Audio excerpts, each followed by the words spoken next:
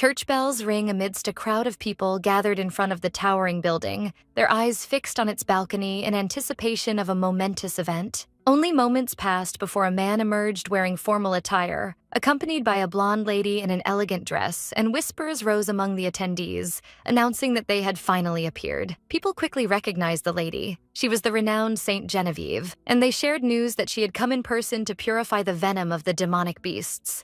As for the man standing beside her, he was Duke Shane Blanchard, known as the Sword of the Empire. The onlookers marveled at his extraordinary handsomeness, with some young women believing his beauty was a gift from heaven and that his face glowed with a special light. Everyone agreed that the saint was the only one worthy of the Duke's status, affirming that they formed a perfect couple. A girl wearing a brown hood was eavesdropping on the people's conversation as they called the Duke and the Saint of the Century and her guardian, circulating rumors about their impending marriage as an inevitable fate. Someone wondered if the Duke had a previous fiancé, and another replied that she had died in an accident 5 years ago, concluding, despite the ill nature of speaking about the dead, that it was for the good of the Empire. Visible emotion appeared on the hooded girl as she heard this talk. With a look tinged with sadness, she whispered to herself that she felt happy because he seemed well. In her memory, Shane Blanchard was her fiancé 5 years ago. She remembers that she had no choice but to leave him for a reason she could never tell him. At that time, she believed he would forget her quickly, especially since their engagement was nothing more than a formal arrangement. She believed that after her departure, her former fiancé and the saint, as the heroes of this world, would reach their happy ending, while she was merely the villainess who tormented them. While she was lost in her thoughts, the voices of the people echoed again, praising the saint as a perfectly suitable future duchess and wishing the couple eternal happiness. With resignation, she decided that this was enough and resolved to find her own way to survive, realizing there was no turning back now. Closing her eyes, she inwardly wished that he would remain in good health from now on. She whispered his name, Shane, and at that moment she thought she had succeeded in changing the end of this world. At the same time, the saint was talking to the Duke about the guests invited to the party, but the Duke seemed absent-minded, prompting her to call out to him inquiringly. The girl realizes it didn't take long to discover how naive her idea was. Then she introduces herself. She is Adeline Bertrand, the only daughter of the Marquis Bertrand's family, and she is also a person reincarnated from another life. She recounts that due to faint memories from her previous life, she initially felt like an outsider. But this feeling changed after seeing her parents' love and sincere concern for her. With 2 reliable brothers, she decided to bury her true feelings and live as a happy child under everyone's care. However, despite her decision, a strange anxiety stemming from being a reincarnated soul prevented her from fully integrating into this world. One day, her father introduced her to her fiancé, the young Duke of Blanchard. When she saw the boy who welcomed her politely, she wondered to herself if this was truly her fiancé. She answered shyly that she looked forward to it too, thinking how much he looked like a prince straight out of a storybook.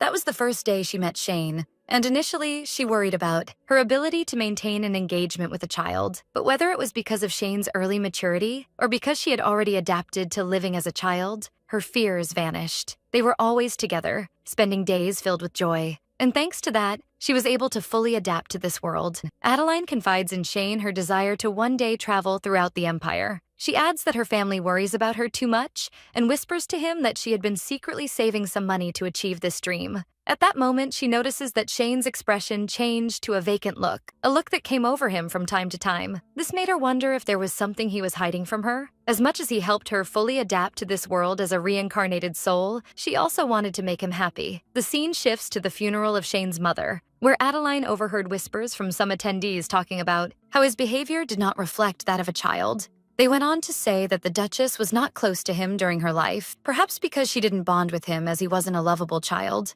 At that moment, she realized the meaning of the expression that sometimes appeared on his face. He was enduring all these harsh words alone and in silence, and she thought that no matter how mature he seemed, he was still just a child. He stood silently by his mother's coffin. Then, she couldn't help herself. She stepped forward and hugged him tightly, which surprised him, making him call out her name. As she held him, her tears flowed, and she asked him why he couldn't even cry freely when he was still a child. Shane asked her in surprise what she was saying all of a sudden. She told him that even at a time like this, he shouldn't pretend to be an adult and that it was okay to cry. Shane tried to calm her down, insisting he was perfectly fine while her eyes were still flooded with tears. To prove his words to her, he flashed a smile. She reacted playfully, protesting how he could be the one comforting her in this situation. Then she returned to hug him again, assuring him that she would stay by his side. She knew that in times of deep sorrow, people might lie to themselves and claim they are fine, but that doesn't mean they truly are. So she asked him that they stay together and not choose isolation. He agreed to her request, thanking her, and hugged her in return. Since that day, they became a support for each other, and she believed only happy days awaited them until that incident happened.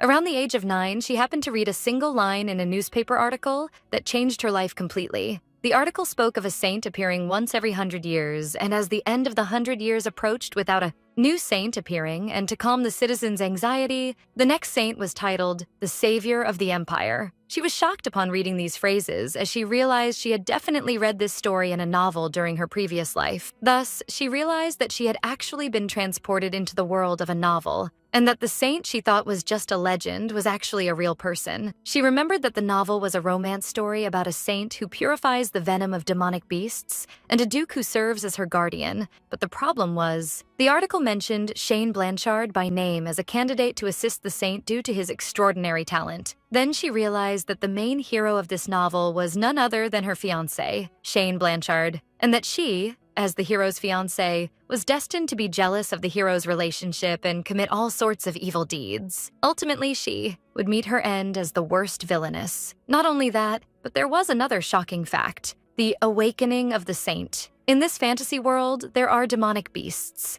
and as befits a romance novel, the female lead, the saint, is the only one capable of purifying their venom and saving humanity. But the horrifying truth was that the catalyst for her awakening was the death of the villainess, Adeline. After awakening as a saint, the heroine unleashes her power. In the end, she prevents the destruction of the world and reaches a happy ending. In other words, the story concludes with her death, the villainess. Shane was talking to the dazed Adeline, asking her what she was thinking about all of a sudden, then suggesting they go for a walk after lunch to show her the flowers blooming in the garden. But she remained silent, staring at the newspaper in her hands with a shocked look, prompting him to call her name again. Later that night, Shane finally found her and asked if he had done something wrong, but she replied that she couldn't understand. She suddenly asked him to break the engagement, leaving him in confusion and anxiety outside her room door while she sat alone inside. Crying under her covers, she whispered an apology to Shane, justifying to herself that she had no other choice. She remembered how she asked him to leave, apologizing to him. She even asked him not to be kind to her anymore, leaving him in a state of shock and pain. After realizing she was reincarnated in this world, she asked him to break their engagement in an attempt to slightly twist the original story. Her plan was that if she abandoned him, the time he would meet the main heroine would come much faster, and through this process, they might find another way to awaken the saint other than her death. Although she knew the engagement wouldn't truly be broken because it was a matter for the adults, she planned to slowly distance herself from him, apologizing to him in her heart for the pain she caused, and convincing herself he would forget her soon. He is the hero destined for a happy ending, and she was determined to protect everyone and avoid her death. But she discovered that this novel was harsher than she imagined. In one of her nightmares, she saw someone approaching her bed while she was sleeping, and she woke up to the sound of footsteps. Suddenly, a young man with red eyes appeared carrying a dagger and stabbed her, and she let out a loud scream. She woke up from her sleep terrified, realizing that what happened was just a dream. She wondered as she sat in her bed about how many days had passed while she suffered from these nightmares. Since she announced her desire to separate, nightmares continued to haunt her. In one dream, she finally succeeded in breaking the engagement but ended up poisoned. In another dream, she tried to become a follower of the heroine, but she was also assassinated. In a dream where she finally fled to a convent, she died in an accident. In the dream she just saw, her second older brother went on a business trip to the kingdom of Tehet and brought back a servant. She was killed by that servant, only to discover that the common denominator in all these nightmares is that they always end in her death. The next morning, she was absent-minded at the dining table, thinking about the absurdity of her dreams. A sudden business trip for her underage brother seemed completely illogical to her. Her mother noticed the paleness of her face and asked if she was okay, and she replied that she hadn't slept well. Her mother remarked that she was probably sad because her second brother would go on a long trip, and Adeline felt a chill run through her body. She asked her mother in shock where he was going, and she replied it was the kingdom of Tehet, where he intended to start a business. Then she realized that the kingdom of Tehet was the same place her brother brought that servant from in her dream, and she wondered if what she saw was a prophetic dream. As if to confirm her intuition, her dreams became reality from that day. When she dreamed of her eldest brother's return to the palace, he left for it the next day. When she dreamed of her mother's illness, she actually fell ill, and she felt as if someone was predicting her death and mocking her. Adeline realized that her fate in this world differed from other reincarnation novels. Instead of making her own destiny, she had to die, or else this world would eventually perish. Initially, she met this fate with a cynical laugh, wondering how much this world wanted her dead. But soon a sense of challenge took hold of her, and she decided that if death was inevitable, she might fake it too, deceive fate itself. From that moment, she began preparing for her death with extreme precision, calculating the timing and possible ways to fake it, and based on her knowledge of the original story, she gathered loyal and competent followers. Her plan relied on the fact that the heroine awakens as a saint through her guilt for not being able to prevent her death, so she had to execute her plan on the same day Genevieve is attacked, exactly as mentioned in the novel. While preparing the plan, she continued to keep Shane at a distance, assuring him that although the adults would not allow them to break the engagement, she did not intend to marry him. Years passed quickly, and after a few years, the saint appeared as expected. By that time, all preparations to fake her death were finally complete. On the promised day, a scream rang out through the palace while someone called out for the young duke. Lady Adeline was severely injured while trying to protect the saint, and she fell into the arms of Genevieve, who was begging her to open her eyes. An enraged Shane ordered a healer to be brought immediately. Meanwhile, Adeline was thinking that the pain was worse than she expected and that her whole body was tearing apart, while Genevieve was still pleading with her not to close her eyes. Shane knelt beside her, and she called his name in a weak voice, and he answered that he was here. Before she departed, she touched his face, apologizing for deceiving him and everyone. She told him she would pay the price for hurting him and asked him to forget her and live happily. Then she uttered her final word, "Goodbye," and her hand fell lifeless. Shane collapsed, screaming her name in a state of shock and grief. Adeline felt guilty towards Shane and her family, but she had no other choice. That was the only way to save herself and everyone, and thus she succeeded in faking her death and leaving. Elsewhere, Shane was remembering her previous words when she asked him not to be sad if something bad happened. He remembered her promise that she would make him happy, and he wondered bitterly why she abandoned him after all those promises. 5 years after that incident, Adeline was finally reading a newspaper article,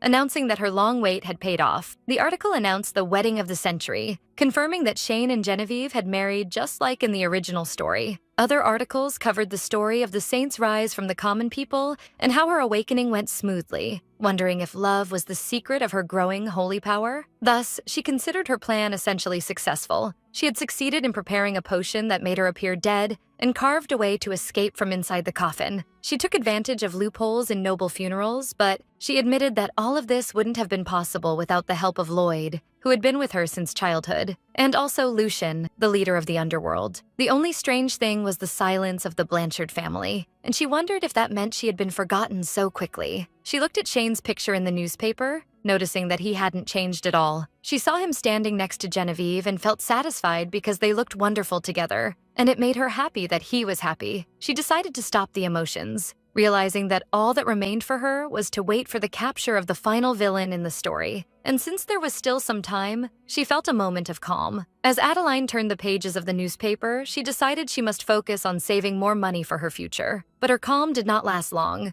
It was interrupted by the entry of her loyal servant, Lloyd, rushing in and calling her "my lady." She asked him in surprise why he was running like that, as it was not his habit to appear so agitated. He told her in a voice heavy with sorrow that he had just received news from one of their acquaintances in the capital stating that her mother had died. Adeline couldn't believe the news, whispering to herself that he was lying, while a happy memory she shared with her parents flashed before her, wondering how this tragic thing could happen. Tears flooded her face as she whispered her mother's name, realizing that this painful fate was never what she wanted when she left and left everything behind. In a firm tone, she told Lloyd of her decision to return to her hometown. She wanted to say goodbye to her mother for the last time, no matter the cost. On the way, Lloyd expressed his concern, explaining that if they left now, they would likely wait a long time to attend the funeral, and asked her if she was sure she was ready for this risk. But she insisted it was best to go immediately, as she could not allow anyone to discover that she was still alive. Lloyd understood her position and promised her he would stay on standby nearby, giving her enough time to say goodbye to her mother. So she thanked him for his understanding and loyalty. Upon arriving at the cemetery, she felt relieved that she managed to come before the funeral ceremony began, and resolved to say goodbye to her mother and leave as quickly as possible. As she was walking, she heard a voice behind her telling her that he had finally found her. Suddenly, a strong hand grabbed her hands, and she turned in shock to find herself face to face with Shane. He looked at her with a strange calm and said, "It hasn't been long, Adeline." She was stunned, wondering to herself about the impossibility of him being here. And at that moment, she began to smell a strange scent. As her consciousness was fading, she heard his voice revealing the horrifying truth. He knew she would fall into the trap of a fake obituary, and that if he had known how easy it was, he would have sent one sooner. She lost consciousness completely and fell into his arms. Shane carried her in his arms, whispering to her to sleep well, my beautiful fiancée, assuring her they would be together when she woke up. In her coma, her memory took her back to a scene from their childhood, where Shane was asking her what she was thinking about so deeply. She remembered that it was a memory from their childhood days together. In that memory, she was asking young Shane sadly why everyone must die, and whether they could stay together forever.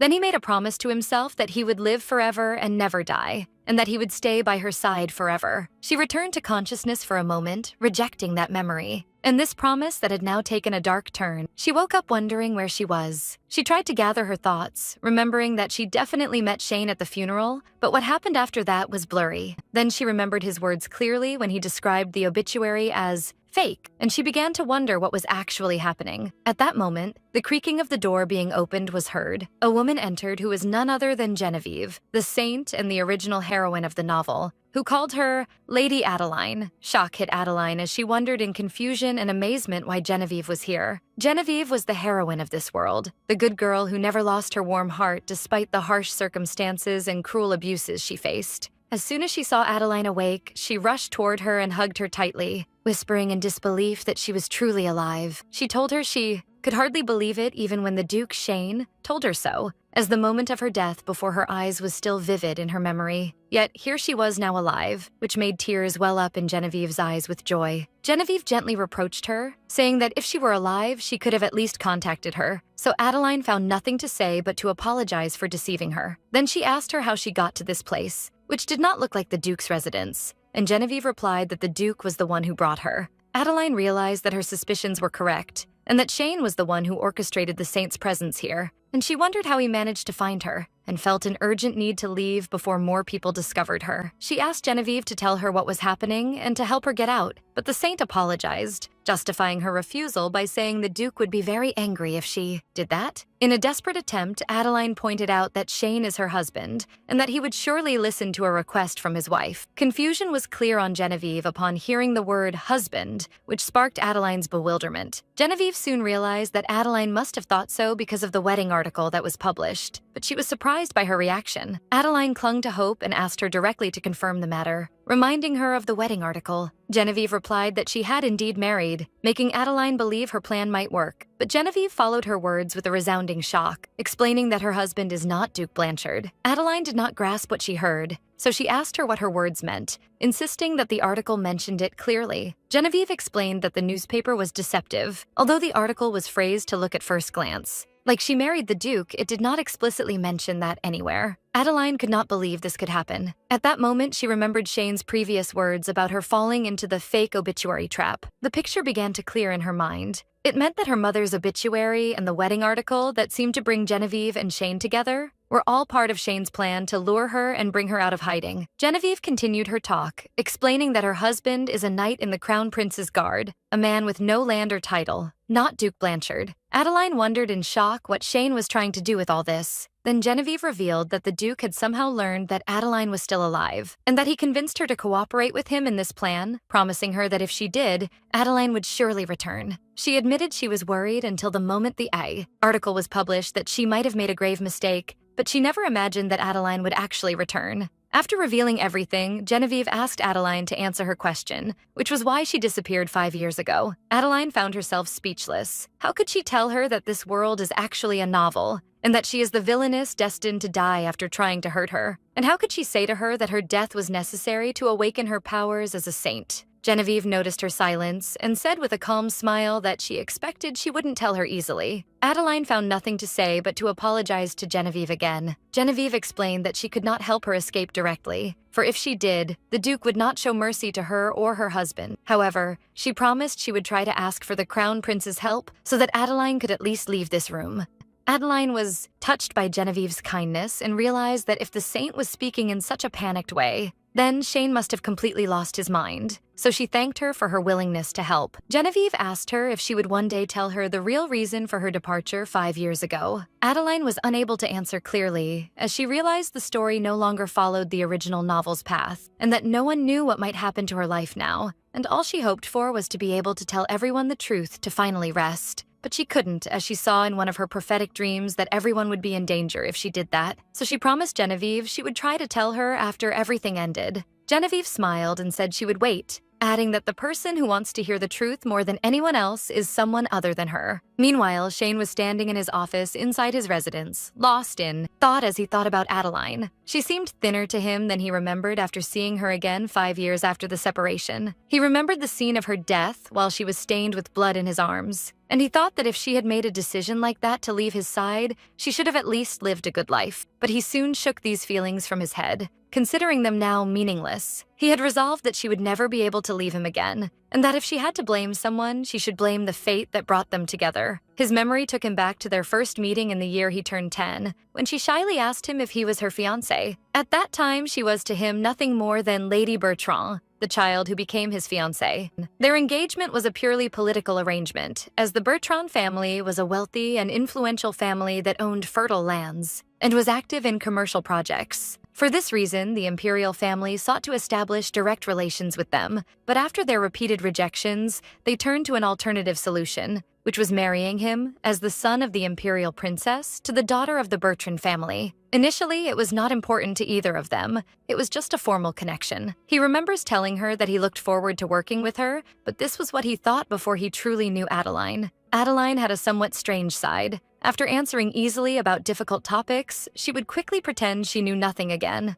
and she often stole glances at his face insolently while pretending to look elsewhere. But that was all. For him, who found everything in the world boring because he possessed different abilities from others, she was just someone who caught his attention a little. At that time, regardless of who was with him, it was no different from being alone. Everything seemed very boring to him. Perhaps for this reason, his mother used to scream at others not to bring that child before her, considering his blue eyes staring at her disgusting. His mother wondered how she could feel affection for a child who never looked like children, so much so that she found him himself unsettling. Her words didn't particularly hurt him, as adults could not hide their annoyance at a child who didn't act like children, and as proof of that, he himself didn't feel any sadness at his mother's death. Yes, that was certainly the case, until Adeline approached him at the funeral and asked him to stay together and not choose isolation. The moment he hugged Adeline, who was comforting him at the funeral, her warmth was intense, so much so that he almost wished he were truly sad instead. From that moment, the fiancé he thought could be anyone turned into someone he was grateful was Adeline. Shane realized how wonderful it was. Thanks to Adeline, life was no longer as boring as before. He never imagined he would feel this way about anyone. Things that wouldn't have meant anything if they were from someone else became specially meaningful just because they were her. He loved the sight of falling snow only because she saw it as beautiful. He remembers how he held her hand and promised her he would not hand her over to anyone else, for she was the only color in his world. But fate went in the exact opposite direction of his desires.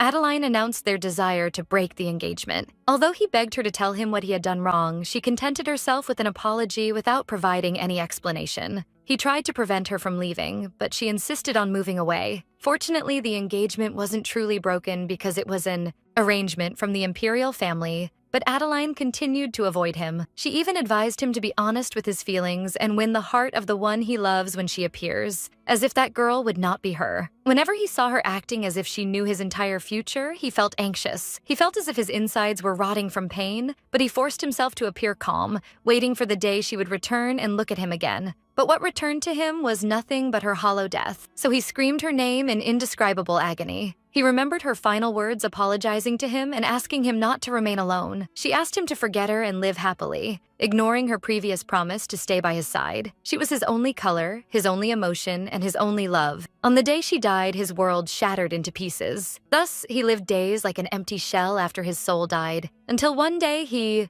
received a letter from the Crown Prince carrying urgent news concerning the servant Adeline kept by her side. The letter revealed that while investigating the illegal distribution of monster derivatives, they discovered that the leader of that network, Lucian Cole, was frequently meeting Adeline's servant, and that he had been frequenting his residence for the past 6 years as if it were his home. Shane knew that Lucian was a person who could fabricate any kind of information, so it seemed strange that Adeline would deliberately deal with someone like him. Through the Crown Prince's letter, one possibility began to take shape in his mind. Perhaps Adeline's death was nothing more than a play. Finally, he learned the truth through one of his subordinates who confirmed that the young lady met Lucian Cole the day before the incident. The despair and sense of betrayal he felt when he realized her death was a lie were shockingly massive. But at the same time, feelings of joy and ecstasy overwhelmed him as he imagined the moment he would finally find her. He didn't know why she tried so hard to leave him, but he decided he would think about that after she was completely by his side once again. Several days passed since Genevieve's visit,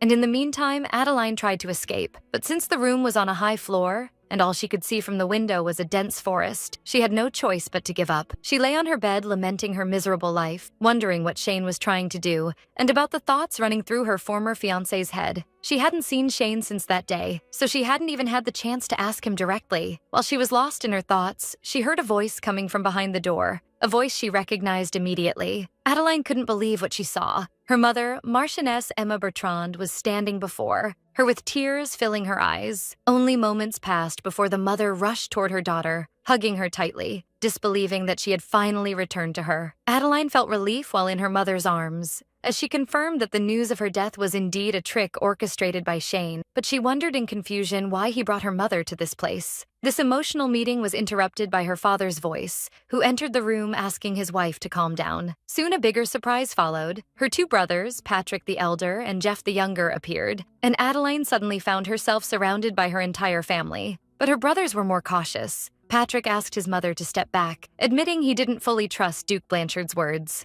As for Jeff, he looked at the situation sarcastically, commenting that they had surely found a woman who looked very much like his sister. In the midst of these mixed emotions, Duke Shane entered with Genevieve, which surprised Adeline to see the saint there. Patrick faced the Duke angrily, refusing to believe that this was his sister whom he had placed in her coffin with his own hands. Shane replied to him calmly, revealing an amazing narrative that Adeline in the coffin was not dead, but was in a state of apparent death, and that this was the most the saint's power could do at that time. He continued, affirming that Adeline never died, and that the saint's power protected her at the moment of the attack. So they took her secretly during the mourning period and spent the next 5 years helping the saint revive her. Genevieve warmly supported the story, stating that the gods had finally answered their prayers of 5 years, declaring that sacrificing 5 years of her time was nothing for her savior, Lady Adeline. Adeline was stunned listening to this elaborate play, thinking that Shane and Genevieve were bigger fraudsters than her, especially with the saint's participation in this lie. Her father asked Shane why he hadn't said anything from the beginning, reminding him how he had placed the full blame for Adeline's death on him and didn't give him a chance to speak. Shane explained that he wasn't sure if this method would succeed, so he preferred to wait until he was sure of its success before telling them the truth. Then her father realized why the Duke had not officially broken the engagement throughout that period. Then Shane directed his words to her father, assuring him that he had never thought of any woman other than Adeline. Since she had now returned thanks to the gods, he announced his intention to proceed with their wedding procedures as soon as possible. Adeline was shocked by this announcement and wished someone would object, but she looked around to find that her family was in such a state of shock that Shane's words had not reached their ears yet. They were all so stunned that they hadn't grasped what was just said. Although Jeff tried to doubt again, his father silenced him, saying they couldn't doubt the Duke's words when he spoke with such conviction. Then the father turned to Adeline and apologized deeply, admitting that the joy of a long-awaited wish coming true made it hard to believe at first. He expressed his immense happiness at her return to them. Adeline looked at her family's faces and thought that she only stayed away from them to survive, believing they would be fine without her. But seeing them in this state, completely unprepared to lose her, made it impossible for her to turn her back on them now, and she admitted in her heart that she missed them too. At the Bertrand family residence, Adeline felt relieved to be out of that room, but she realized she had returned to her home anyway, where her parents assured her they would take care of everything and set matters right. Her brothers advised her not to do anything reckless again and to get some rest because she must be confused. She agreed with their words and left the room quietly. After lying down in her room, a strange feeling possessed her that something was not right. In her memory, her family never acted this way. Her parents and brothers, as a genuine villainous family, were supposed to be cold, isolated, and completely selfish. So She wondered in confusion about the reason for this sudden tenderness they were showering her with. Even though she had finally returned, something didn't make sense at all. Her thinking did not last long. She was surprised by the appearance of her loyal servant, Lloyd, so she called his name, inquiring where he had been all this time. Lloyd explained that he was wearing a hooded cloak and monitoring the situation near the palace where she was held, and that he followed her as soon as he saw her move to her family's house. Adeline told him she was worried Shane had hurt him, and felt relieved that he was fine, although she expected him to succeed in escaping anyway. Lloyd asked her directly what happened, surprised that the Duke did not marry the saint as expected. Signs of distress appeared on Adeline as she thought about how things had become more complicated. It was hard for her to turn her back on her family the first time, and now she didn't know what she ought to do after returning to them. While she was lost in her despair, Lloyd advised her to sleep in her bed,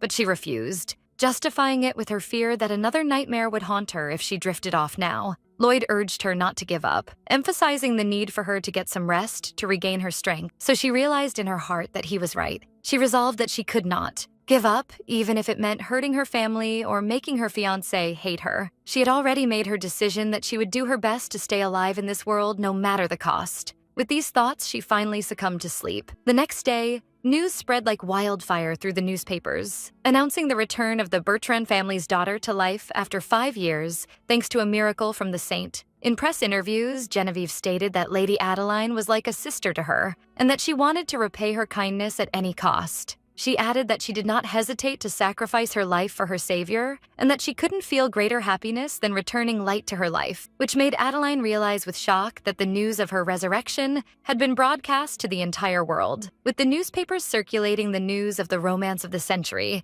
and Duke Blanchard announcing that the Marquis's daughter is the only woman for him, Adeline realized that all these arrangements were part of Shane's elaborate plan that he devised while detaining her, and that escape now had become almost impossible with all eyes focused on her. She looked at Shane, who appeared before her with a provocative smile, and thought sarcastically that he is the real fraud in this story. But he approached her calmly, reproaching her for her harshness in speaking with her fiancé. When she demanded he leave because this was her home, he answered coldly that he could not leave before finishing the tea his dear mother-in-law had prepared for him. Adeline felt defeated. Shane's daily visits mocked her resolve to escape, and with her family's complicity with the one blackmailing her, she realized that her leaving that room changed nothing. The entire world had turned into a prison, and her family were the jailers, and while she was in this state, she was waiting for a visit from another person whose desire to see was no less than her desire to see Shane. Suddenly, a handsome young man with silver hair entered, commenting that she was truly alive. He was introduced as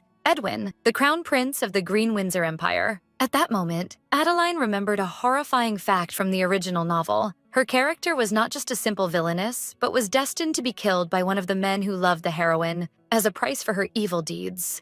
This means that the main suspects in her future murder are the candidates for the hero's role in the original story. Alongside Shane, there were 3 others: a magician who controls monsters, a gang leader in the underworld, and the crown prince who schemes from the peak of power. The scene returned to the present, where Edwin noticed she didn't seem surprised at all, but he assured her he was actually quite shocked. So he asked her for the reason that drove her to orchestrate such a plan. Adeline whispered to herself that she initially suspected Edwin was the one who killed her, and commented on his strange curiosity about unusual matters, and he asked her if she had committed a horrible crime. Then he added with a meaningful look as he glanced at Shane sitting in the room, that whatever crime she had committed, she had someone who possessed power exceeding that of her family ready to cover it up. Adeline thought that despite his gentle and meek appearance, his personality was completely corrupt. Then he urged her to answer his question. Adeline immediately denied it, but he insisted on knowing the truth. In her heart, she knew she fled because she was going to be killed, but she could not speak of it. She remembered she had tried to reveal the truth once, ready for everyone to treat her as a madwoman, but she saw a horrific nightmare in which the person she told died a gruesome death. For this reason, she decided to keep her lips sealed no matter what the truth was. Edwin seemed to understand, telling her he would listen to the rest of the story later, but he moved on to the reason for his visit, which was to discuss her marriage to Duke Blanchard. Then, Shane intervened, affirming that they would hold their wedding ceremony as soon as possible. Edwin wondered about the marriage, and Shane replied that he was merely informing him, reminding him that His Majesty the King had granted his approval for their engagement long ago. With a sharp look, Edwin wondered if Adeline had an opinion on this decision. Adeline flared with anger, asserting to them that she had never agreed to this, which Edwin realized immediately, concluding they had not discussed the matter at all. Edwin smiled and announced his approval, saying they could do as they pleased. as he realized he wouldn't be able to stop them even if he tried, and that this matter would stir up a commotion in the empire for some time. Then he prepared to leave, and before he departed, he kissed her hand, saying he welcomed her back. Adeline felt no sincerity in his words, but he assured her he meant what he said, explaining frankly that it had become difficult to deal with Shane in her absence, as he wavered between violent fits of rage and a sense of void. He added that Shane seemed ready to burn the entire empire and offer it as a sacrifice if it meant saving her. Then he revealed another reason for his happiness, expressing his hope, as the Crown Prince, to one day borrow her skills with which she deceived the whole world. After his departure, preparations were made for the stage that would witness her grand return, which would be at the church's evening charity gala, an event designed for her to appear before the public before the wedding, alongside the Saint, the Crown Prince, and Shane. The scene moved to her preparations, where the seamstress was taking her measurements, confirming that due to the tight schedule, they would begin production immediately. Adeline apologized to the seamstress, named Rachel, for this haste, especially with her many clients. But she replied laughing that she could not ignore a request from Jeff. Rachel was the owner of the famous boutique Madame Harper, known for being somewhat arrogant because her clients were all high-profile figures. But it turned out she was an old business partner of her second brother, who had apparently agreed to personally handle her wardrobe. Adeline was surprised to learn that her brother was Rachel's largest investor, as she thought he was running a small business during his travels. Then she asked if there was anything else that needed preparation. At that moment, her mother intervened, saying there were many things to be done, explaining that she had kept her old clothes, but they had become old-fashioned and that they needed to buy everything new. Jeff tried to calm her, affirming they had chosen the most important pieces and could prepare the rest slowly. After all, they had plenty of time now. Her mother agreed with tears in her eyes, while Adeline felt that this situation was almost driving her crazy. Jeff agreed that there was no need to rush at all. Then he turned to Adeline and asked her with a meaningful smile if she agreed with him. Adeline realized there was something suspicious in his gaze, and that her brother did not fully trust her yet, but she thought that if she used this to her advantage, she might find another opportunity to escape. When her feet stepped into the gala hall, a state of wonder and whispering prevailed among the attendees, who wondered if their eyes were deceiving them. They could not believe that the one who just entered, accompanied by her family, was Adeline Bertrand. Adeline stood in her elegant appearance, while astonishment gripped the attendees who were aware of her death 5 years ago, wondering how this impossible thing had happened. As she expected, all eyes were on her, and she felt relieved that Shane was not with her, realizing that if he were here, he wouldn't have let those whispers pass unpunished. For the first time, she felt grateful for her brother's presence by her side in such a situation. Her brother teased her by asking if she preferred him over her fiancé, which she denied in confusion. Then he commented with regret that Shane was not there to witness this scene, but she asked him to stop talking about him, admitting in her heart that being with her brother was better than being with Shane. Adeline realized that trying to escape secretly behind Shane's back would be difficult under these circumstances, as everyone's focus was on the fact of her return from the dead, and her family still did not fully trust her. Any reckless action would expose her plan immediately. Therefore, she decided she must find a new approach, and at that moment, her thoughts were interrupted by a voice calling her name.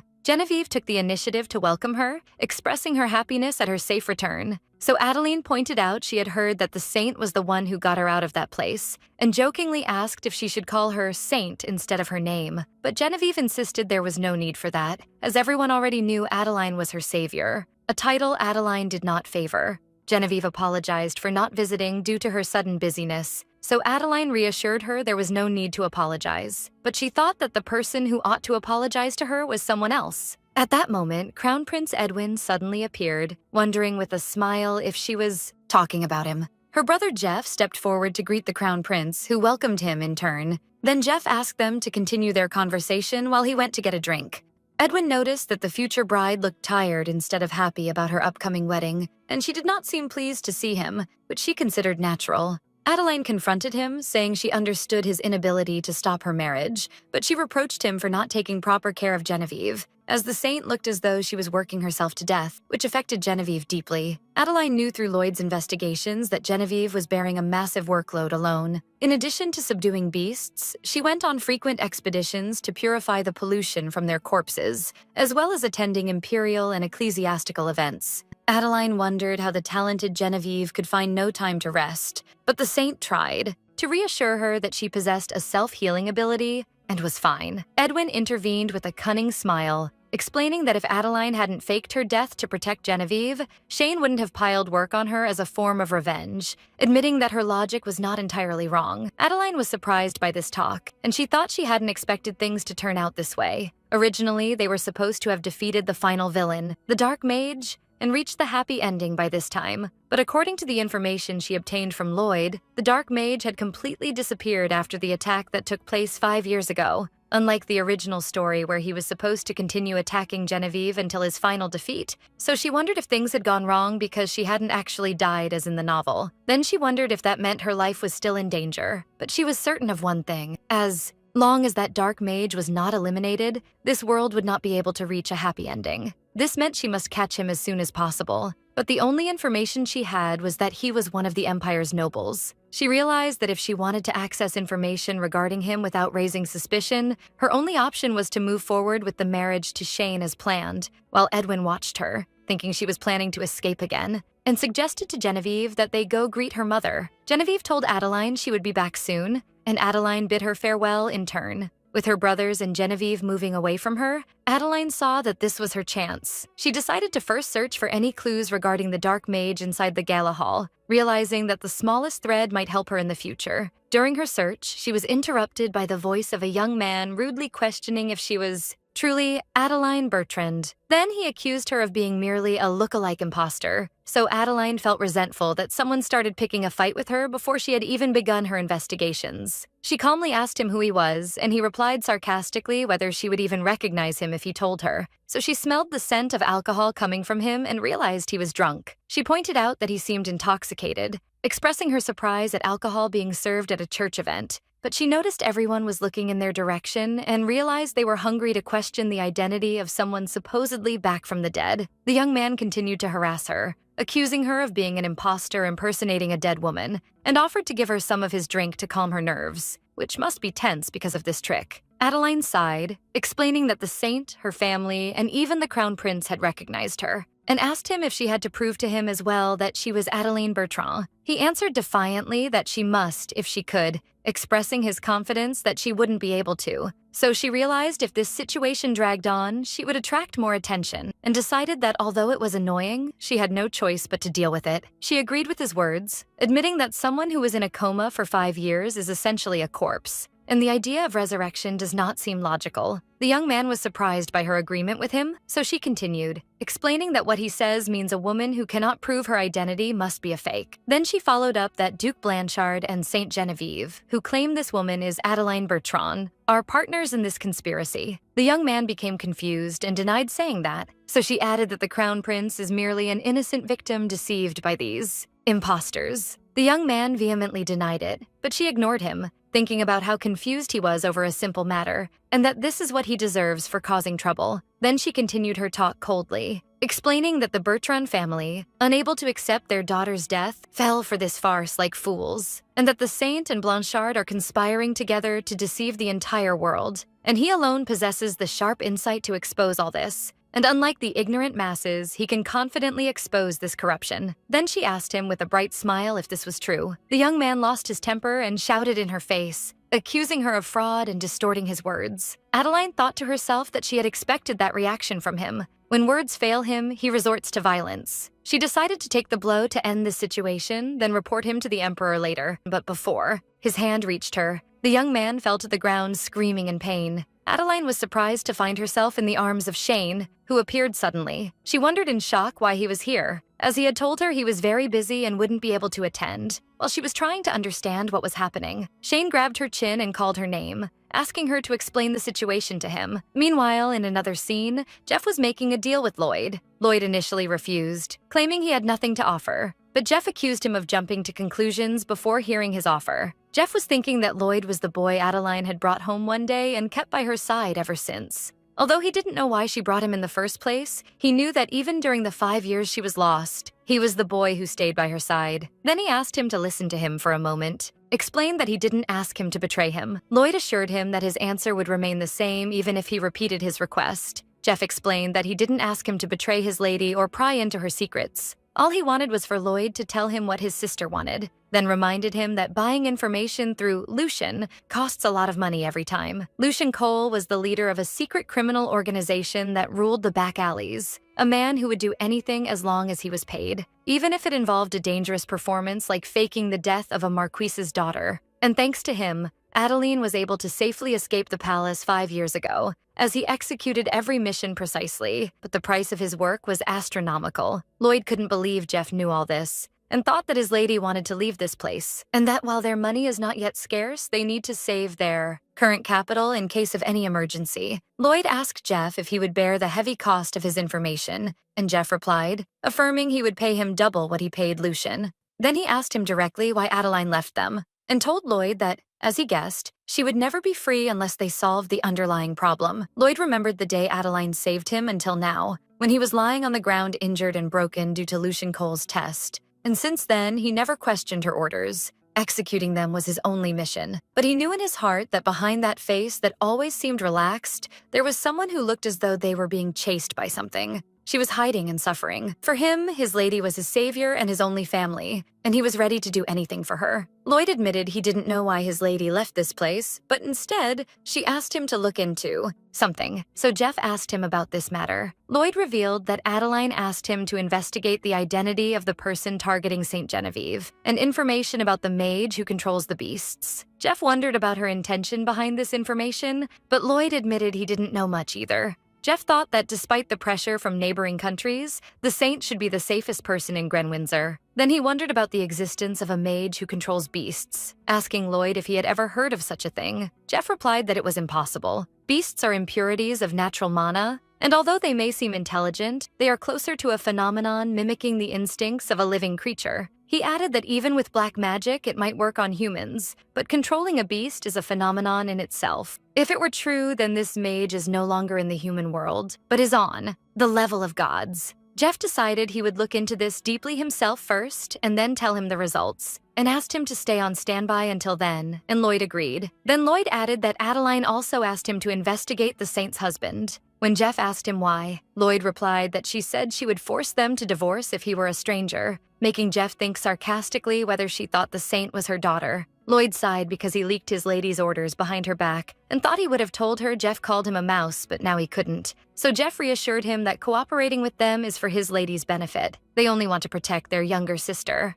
Lloyd told Jeff that the thing standing in the way of that is Shane Blanchard. Currently, Jeff considered Shane an ally. At least their goals were similar, which is not losing Adeline again. Currently, there is no one better than Shane to keep Adeline close, affirming that the Bertrand family will not make the same mistake twice. Elsewhere, Genevieve was preparing to go to bed. Genevieve was thinking she had no desire to return, for there was no one waiting for her even if she did. This feeling of loneliness was not born of the moment. Her husband, the Crown Prince's guardian, practically lived at the imperial palace, while she, as the saint, could not leave the church as she pleased. She admitted to herself that her marriage was not out of love, so living away from her husband was not difficult. She married out of a desire to form a family, but what she regretted was that she still felt a void. She wondered if things would improve if she had a child, but she quickly dismissed the idea. With her busy schedule, pregnancy and childbirth were impossible. Plus, she didn't even know if the gods' blessing would include a child. The gods granted her various abilities as their servant. They enabled her not to feel hunger even if she ate nothing, and to live without sleep. They even granted her the ability to move her body no matter how exhausted she became. But these abilities were, in truth, no different from a curse of forced labor.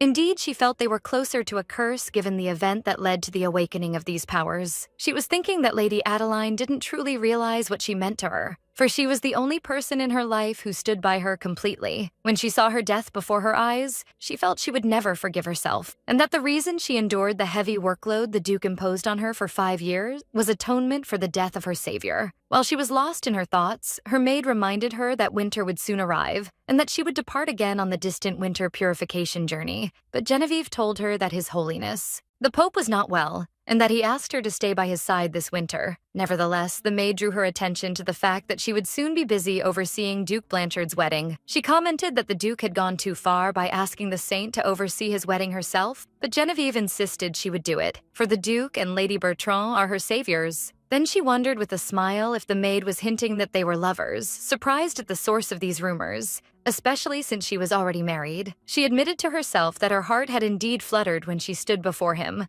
but that was because of intense fear that made her heart restless. She was tired of these rumors and decided she must have a child quickly so that such talk would disappear. At that moment, an arrow suddenly shot toward her.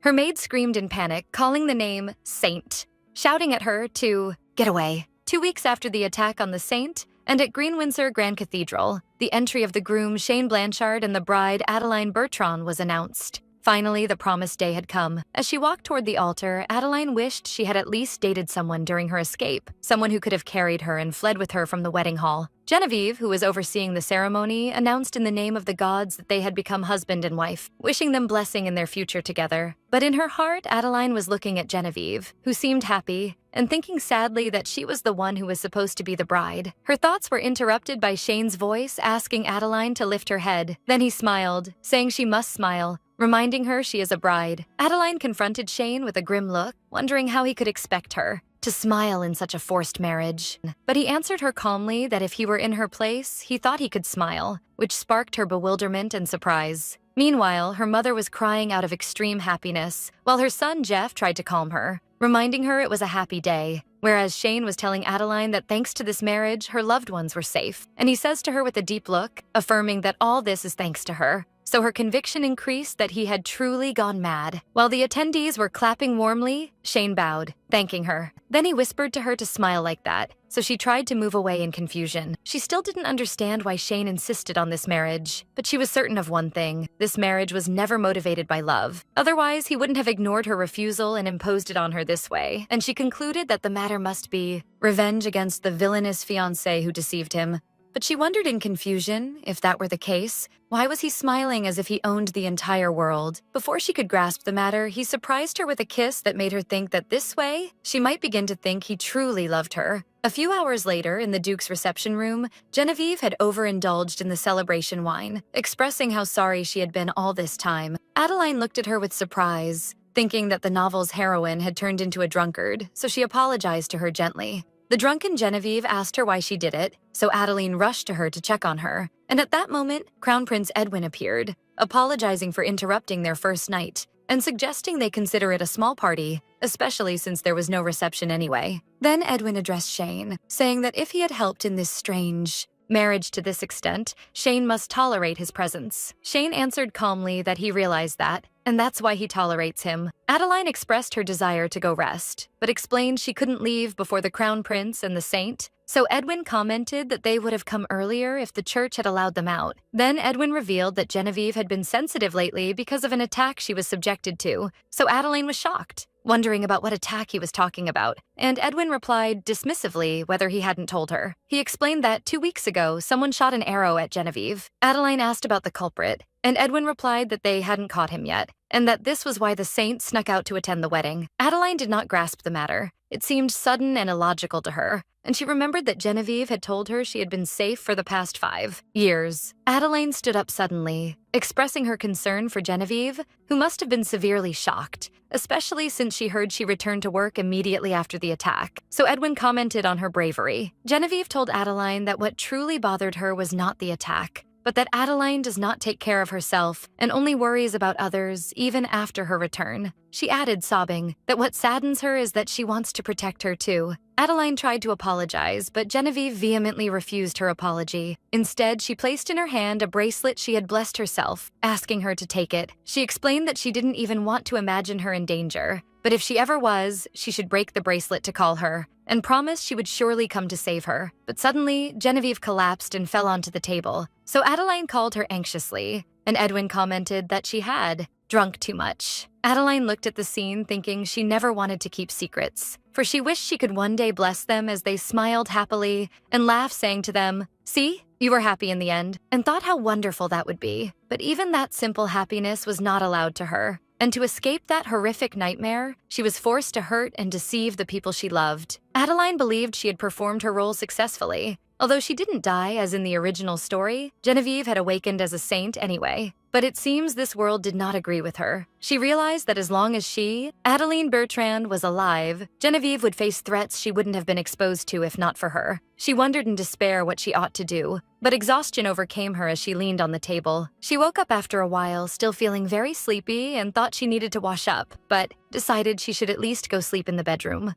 But before she could get up, she was surprised by Shane carrying her in his arms, whispering to her to go back to sleep, so she called his name in surprise. She asked him what happened to the Crown Prince and Genevieve, and he told her he had bid the prince farewell, and that the servants had taken the saint to the guest room. While he was carrying her, she wondered in bewilderment about the reason for this gentle treatment. He was the one who kidnapped her in the first place, and she felt she wouldn't have felt this strange if he had gotten angry with her and cursed her instead. When he placed her on the bed, she asked him to move away, but he answered with a sarcastic smile, wondering what people would think if the groom was kicked out on his first night. Then he hugged her gently, affirming he would only hold her while they slept. He warned her she would fall ill tomorrow if she didn't sleep now, so she felt her head was about to split with pain. In her heart, she admitted she was a little tired. Since her return, her mother had not stopped crying, especially in the last few days when her tears never dried. Even her calm brother Patrick made a fuss, and Jeff kept blaming and nagging her until just before his departure on a distant business trip. Her father also told her how beautiful she was, and that seeing her marry felt like a dream. Everyone wanted to help her, even Genevieve, who was thinking she wanted to repay her. While she was lying in her bed, she thought all this was because of Shane, because he was the one who kept her here, and she felt she couldn't bear the situation unless she thought this way. She looked at him as he slept beside her, and whispered that she hated him deeply, and he replied that he knew that. She continued whispering that she hated him, and he replied that he hated her too, and for that very reason, he would never let her go. The morning after the wedding, Adeline woke up to Lloyd's voice telling her she was awake. She complained of the effects of the late night and asked him what he was doing this early in the morning, and he replied that he had just finished checking the morning staff list. When she went out, the maids welcomed her warmly, so she learned that Lloyd had managed to arrange the hierarchy of servants in just one day, which was not difficult. He explained to her that the former duke had taken the old employees with him when he left for the province, and only a few servants remained in the palace, which eased the verification process. She wondered if it was about trying to save on wages, but he denied it. He revealed to her that the reason was simply that the duke rarely returns home,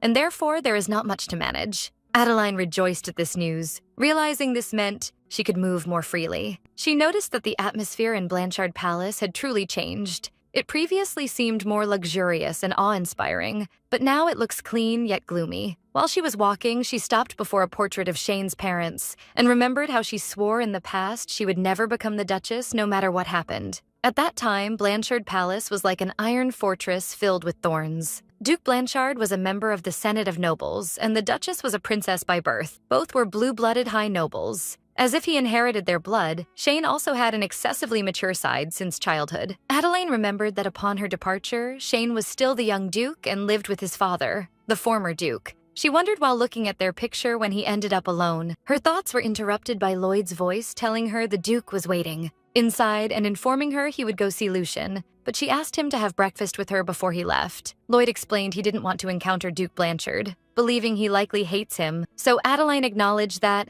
thinking that Shane and Lloyd always avoided each other. In fact, it was like a blatant and mutual disregard between them. Then Lloyd wished her a delicious meal, jokingly warning her that he would check later if she had left any vegetables, making her wonder to herself who the real guardian was sometimes. As she headed to the dining room, she felt a strange tension, perhaps because it was the day after the wedding hall, but she tried to calm herself, wondering what could happen. When she entered, she found Shane standing there, and he asked her if she had slept well. She was surprised by his being alone, so he told her that Genevieve had returned while she was sleeping, but she explained that wasn't what she meant. Rather, she was wondering why he was waiting alone without even a servant. So he asked her to sit and told her he would bring her food. When he placed the plate before her, she asked him why he did it himself without calling anyone, and he offered to call them if she wanted, but she refused, saying there was no need. She resolved not to be carried away by Shane's actions, for he would likely do as he pleased anyway, and reminded him that he previously told her he was often away due to being busy and asked him not to worry about her and to make sure he ate his food. But he surprised her by announcing that he would stay home for some time, which shocked her deeply. He asked her sarcastically if it was surprising for someone who just got married to stay in his home, so she answered that wasn't it, but she knows he is busy. She reminded him that the Blanchard Dukes had been members of the Council of Elders for generations, and that his position required him to help manage the country with the crown prince, and that even as newlyweds, he cannot be unemployed. He told her he would simply delete the tasks he doesn't have to do, and that although protocol required his return to the province to greet his father, he would postpone that. In her heart, she urged him to follow protocol as long as he knew it, reminding herself he is a noble. She realized there were many things she needed to discover from now on, foremost among them the identity of the person who attacked Genevieve. Although she wasn't certain yet, she suspected the dark mage was the culprit. She remembered that in the original story, he was relentlessly targeting Genevieve's life, and concluded that if he was hiding somewhere, he must be close enough to reach her easily. With many events changing from the original story, she didn't know what might happen, so she decided she must stay by Genevieve's side to protect her. While she was lost in her thoughts, Shane called her name and asked her directly if she was thinking of running away again. Adeline denied it in confusion, admitting in her heart that the idea wasn't far from her mind. Shane reminded her that he didn't intend to let her escape again, and that he would never let her wander alone, calling her "my love." Elsewhere, some nobles were talking about not having seen the Blanchard couple recently, speculating they might be enjoying a passionate honeymoon, but they agreed they should have appeared in society more. The Duchess of Blanchard, the Marquis's daughter, was someone who practically came back from the dead, meaning she would be the focus of everyone's attention wherever she went. They wondered what was happening and expected she might appear at the church to offer prayers. On a rainy day, one of the priestesses wondered if the Duke would come to the church, but the other ruled it out, pointing out he rarely does. The two priestesses were whispering that the saint would lead the prayer starting from that week. So one asked the other sarcastically if she still believed that ridiculous rumor. The other tried to silence her, warning her of her talk, and hinted that the existence of a relationship between the saint and the Duke is the reason for that rumor. But she was interrupted by more exciting news. Her friend revealed she had heard what happened at the last gala, where it was said the Duke almost beat the man who was rude to the Duchess to death. The whispers echoed among the church priests about the scandal following the wedding, the echoes of which subsided shortly after being circulated in the newspapers, and they shared a rumor that Duke Blanchard had intervened to silence the matter. One of the priests reproached his companion for believing the rumors without thinking, while the others seemed completely ignorant of what happened. Meanwhile, Shane was with Adeline, and as if responding to those unheard accusations, calmly affirmed he hadn't killed anyone and hadn't used his influence, which made Adeline think she hadn't even asked him about that. Adeline had received a letter from Genevieve inviting her to attend the first prayer she would lead, so she felt grateful because this invitation gave her a reason to leave the palace in which she might have been held for a long time. Although she felt relieved because the event was held on a regular day with few people present, sparing her from being the focus of everyone's attention, she wished she could have come alone. But Shane, who seemed to read her thoughts, told her that wouldn't happen, which sparked her bewilderment about his strange ability to know what was going on in her mind. Shane had remained at her side, never leaving her since that day he ordered her not to go out, so her life, after marriage, became like house arrest within the palace walls. Nothing fundamental changed in her life except that she became a sharer of the same bed.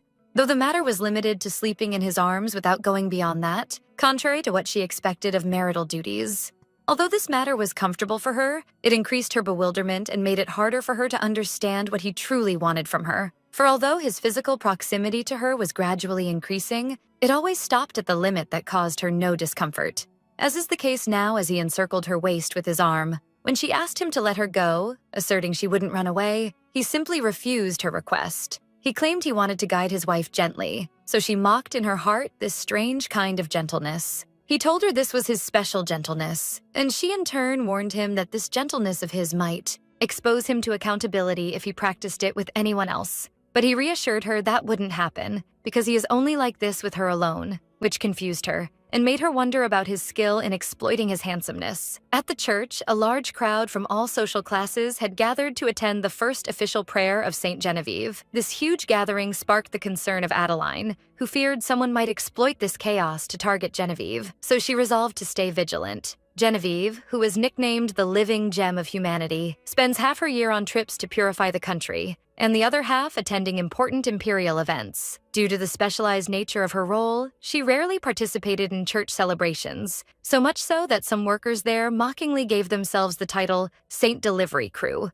Despite the tense atmosphere inside the church, the current pope did not hide his love and admiration for Genevieve, celebrating her virtues publicly as if she were a member of his family. But the truth behind the scenes was much less beautiful. After a long period of people's faith diminishing and the absence of saints, Genevieve's awakening led to a massive flow of donations to the church. Adeline realized that the current pope is a man attracted to greed and influence, and that sharing a powerful and influential symbol like the saint with the imperial throne must be something that irritates him deeply. For this reason, likely, he appointed this large number of guards around her, fearing that some harm might befall her and disrupt these profitable events. However, Adeline could not be complacent. She remembered that an assassin was sent to assassinate Genevieve at a previous royal gala. And although that crisis had passed because of her faking her death, the fact of the existence of a dark mage capable of manipulating humans and beasts alike remains. These dark mages differ completely from ordinary mages or sorcerers who rely on meager mana and herbs, but possess real and dangerous power. Adeline was thinking about the nature of dark mages, a lineage that uses deadly black magic through curses, rituals, and offering blood sacrifices. Because of the brutality of their methods, society considers them outcast evil entities. Yet the power of their spells drives many aristocrats to study their dark arts secretly. She remembered that black magic includes curses and mental manipulation, and that regardless of the mage's identity, Genevieve with her holy light could break the spell if the puppet he is manipulating is caught. This was the main motive behind the dark mage targeting Genevieve in the original story. For although Genevieve had not yet reached her full potential, in the original novel she was capable of purifying curses even without any physical contact, which makes her a major obstacle in the path of any dark mage. Then she remembered a more concerning fact. The person who tried to hurt Genevieve and end her life 5 years ago was also just a puppet subjected to black magic. This means that regardless of how tight the guard is, any innocent person who carries no ill intentions can be used as a tool to attack Genevieve at any moment. Meanwhile, Genevieve appeared suddenly, expressing her surprise and happiness at seeing Adeline there, and reproached her for not telling her she was coming. Adeline replied she was hoping to surprise her, then wondered if she was allowed to be in this place. Genevieve reassured her that everyone there was from the church staff. Then Adeline tried to invite Shane to have lunch with them, but he replied that he was busy. So Adeline immediately denied that she was not busy at all.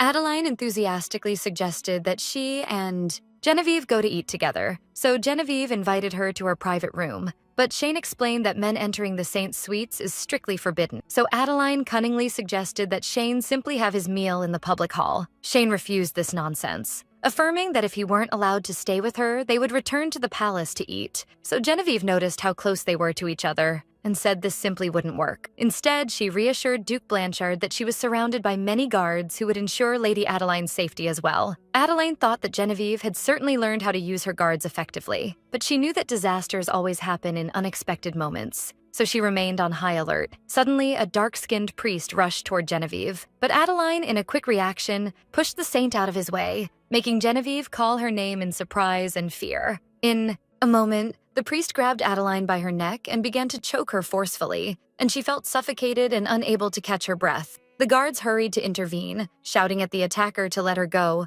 while they pulled the shocked Genevieve away from danger, affirming the necessity of moving away.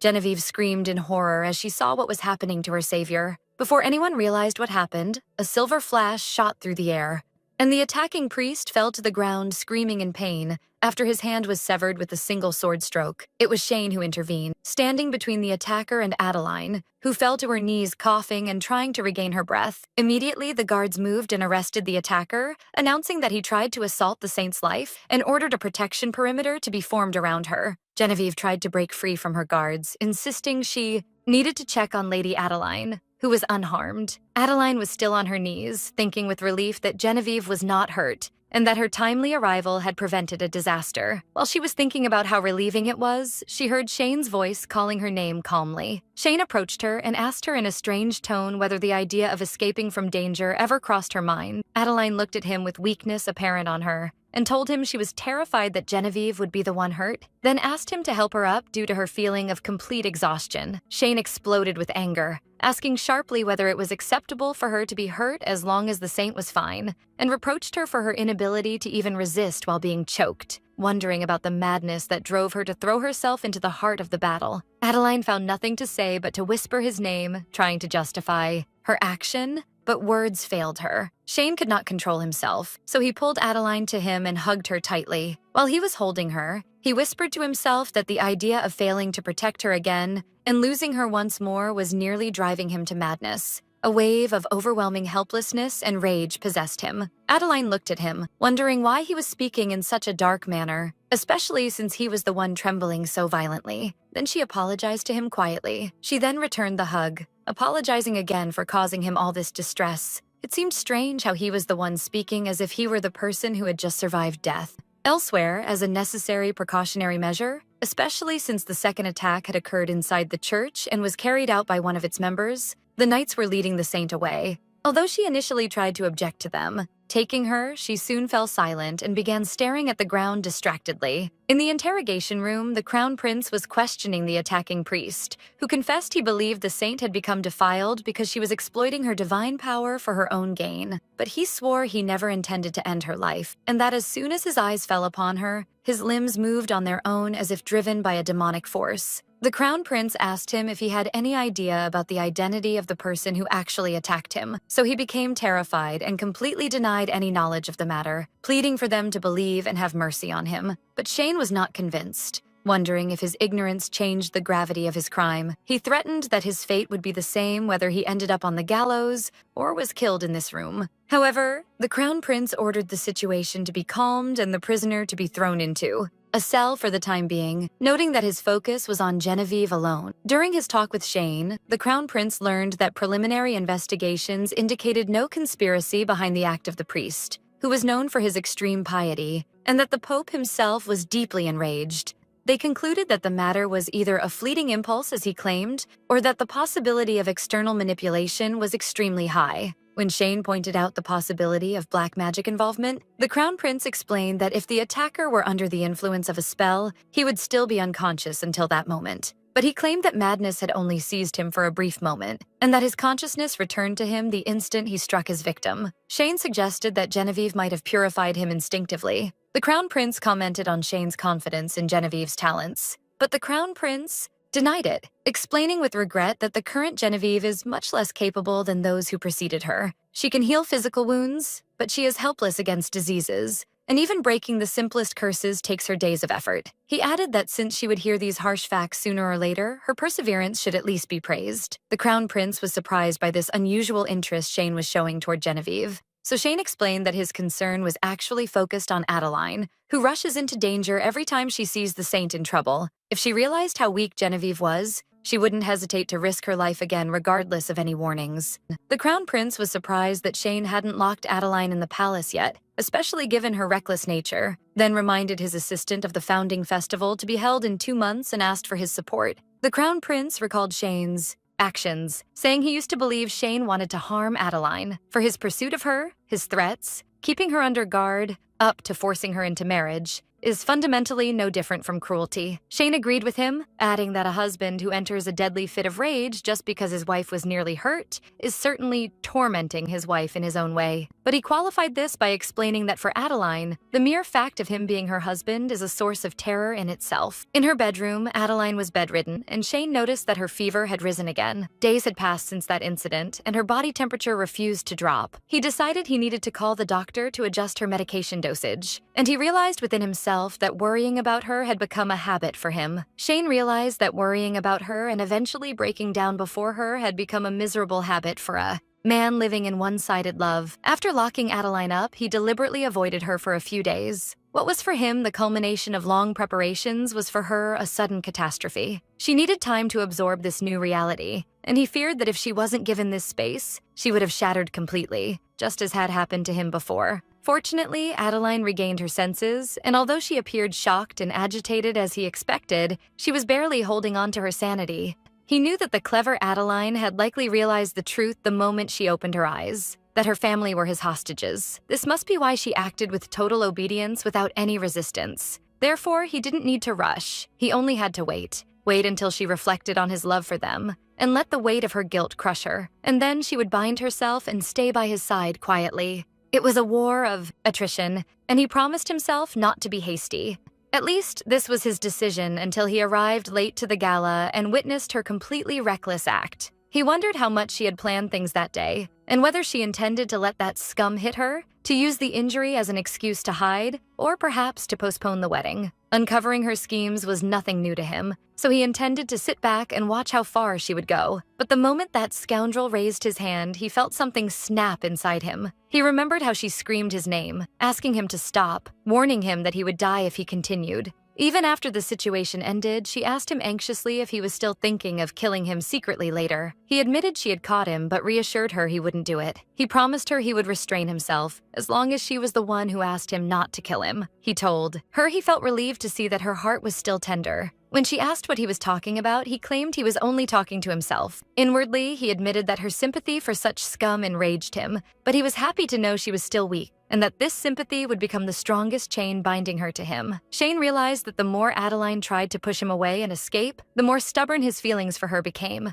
For this reason, he swore he would never let her go again. He wondered if he had finally gone mad, to continue loving a woman who abandoned him and fled. But the truth was that this one-sided love had never ended. Even at the wedding, amidst the laughter and applause, she walked forward as if the person standing beside her didn't matter to her at all. At that moment, he felt a surge of resentment. When he asked her to lift her head, he saw her golden hair like melted sunlight, her cold green eyes shining with tension, and her naturally adorned cheeks and lips. The mere fact that this beautiful face did not pull away from his touch or gaze, and the fact that he could be this happy, seemed completely absurd to him. Perhaps he would never be free from this miserable, unrequited love. Elsewhere, Lloyd was giving instructions to an employee, asking him to dismiss all the servants except those on the list he provided him. When asked about the criteria he followed, Lloyd explained that he excluded everyone who talks too much, yields to financial temptations, or has many weaknesses. It took only 2 days to sort them all out. It took the head butler some time to grasp what had happened. In just 2 days, Lloyd had managed to become familiar with all the weaknesses of the palace staff. He, who the butler thought was just a person brought by his lady to occupy space and nothing more.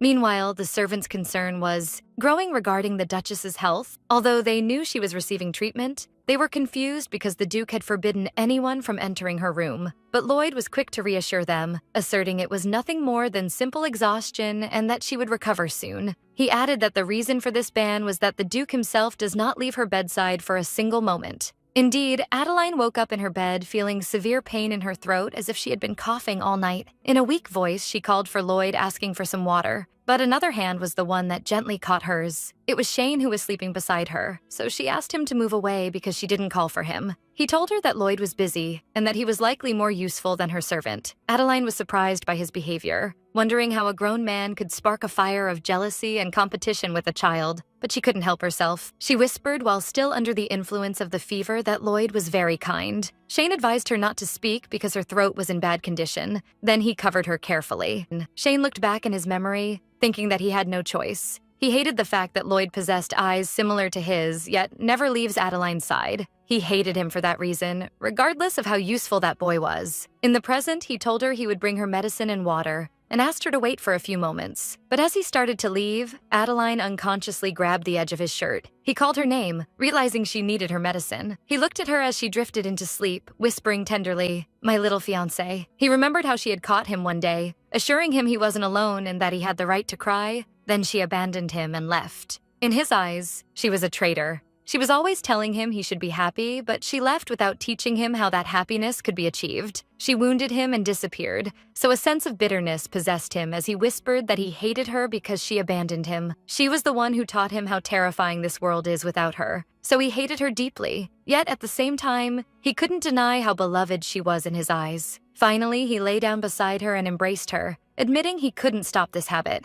A few days after the attack on the Saint, Crown Prince Edwin arrived at the Imperial Palace, asking about her condition. He was told she was still in a state of severe shock and that she had locked herself in her room for days without food. He was surprised at the state of this girl who had been so full of life. She even refused to see her husband, who remained standing outside her door. But her husband, the Imperial Knight Harrison, hurried to correct the information bashfully, explaining she hadn't left him standing. Rather, he was the one waiting of his own free will because he was still on his official duty time. The Crown Prince teased the shy knight, offering to end his shift so he could go and comfort their treasure, and show off the charm of the young husband who melted the saint's heart, which increased Harrison's confusion. The Crown Prince remembered how their marriage began in a completely unexpected way. Harrison confessed to Genevieve that he was content to stay by her side so as not to harbor any improper feelings for her. So she surprised him by replying that they should marry. Harrison was completely shocked, so she reminded him she heard him say he admired her. And since she admired him too, it was only natural they should marry. The Crown Prince thought how amazing her marriage proposal was. In the present, Harrison stepped toward his wife's room door, asking permission to enter. The Crown Prince smiled to himself as he watched the situation, thinking what a delightful time it was. The Crown Prince thought to himself that Genevieve's divine power had significantly increased after her marriage, prompting the Crown Prince to comment sarcastically that the reason might be what is called the power of love. But he remembered that the saint's power didn't increase immediately after the wedding. Rather, it seemed strange as this development occurred after her reunion with Adeline. Meanwhile, Lloyd was reproaching Adeline, noting she seemed to have multiple lives or was secretly enjoying the pain, but she angrily denied it, asserting her body moved on its own to protect Genevieve. When he asked her if this was the reason for her suffering now, she answered that the credit for what happened goes to the fact that she finally obtained a thin thread, leading her to the identity of the mage. She firmly believed the attacker was under the control of a mage, as she ruled out that a normal person would suddenly lose their mind and attack the heavily guarded saint. This necessarily meant the mage was present nearby watching what was happening, which made Lloyd scold her for her reckless rush towards someone who was not in their right mind. But she justified her act saying she wasn't alone. She had something to rely on, as Shane was present there with her. Lloyd was enraged, reminding her of the real reason for her being in this place, and how the man she trusts is the one who devised a trap, bribed the newspapers, kidnapped and imprisoned her, and even forced her to marry. She tried to explain the matter to him, but she knew in her heart that Shane did not intend to let her leave. In fact, he wouldn't even let her die as she wished. For this reason, she concluded that staying by his side was the safest option for now.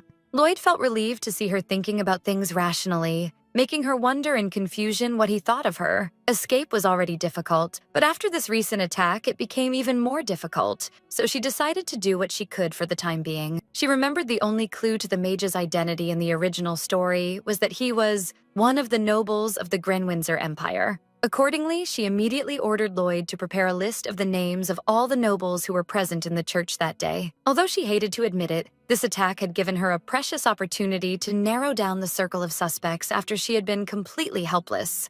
She was certain the mage was definitely there. To be able to control someone from a distance, he had to watch the scene closely. This meant he was still watching and waiting for another opportunity to attack. As night fell, Adeline was tossing in her bed, drowning in anxiety and tension from the many things weighing on her mind, and wondered why Shane was late in returning. But she soon blamed herself for this thought, as if she were actually waiting for him. She tried to convince herself her anxiety stemmed from recent events and her fear of sleeping alone, leading another horrific nightmare to haunt her. Finally, she decided to stop thinking and surrender to sleep, but she had barely closed her eyes when Shane entered the room, thinking she was asleep. She told him she was just about to sleep. He justified his lateness by saying the questioning of the suspect took longer than expected. An attempt to kill the saint is not a simple matter that ends with 1 or 2 investigations. He added that as her guardian, he had to follow the matter personally, making him think with regret that he shouldn't have become her guardian in the first place. She tried to reassure him she was fine now, that the fever was gone and she didn't need medicine, and even affirmed to him there were no marks on her neck. Then she thanked him for saving her, but he answered her coldly, which sparked her surprise. He held her chin gently, but she thought to herself that his voice didn't sound like that of someone who was okay. She remembered at that moment how he was trembling as if he were the one subjected to choking when he hugged her after the incident.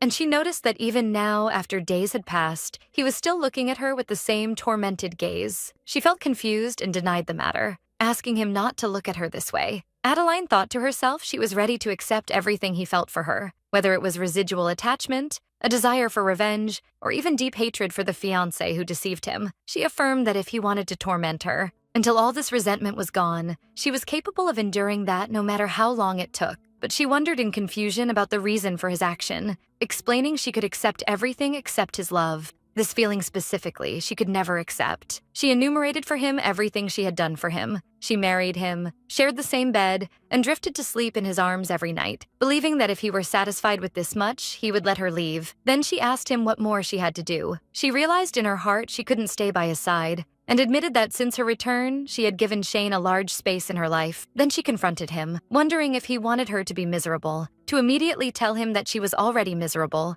and that merely staying by his side was something beyond her capacity to endure. So he did nothing but beg her in a low voice to stop.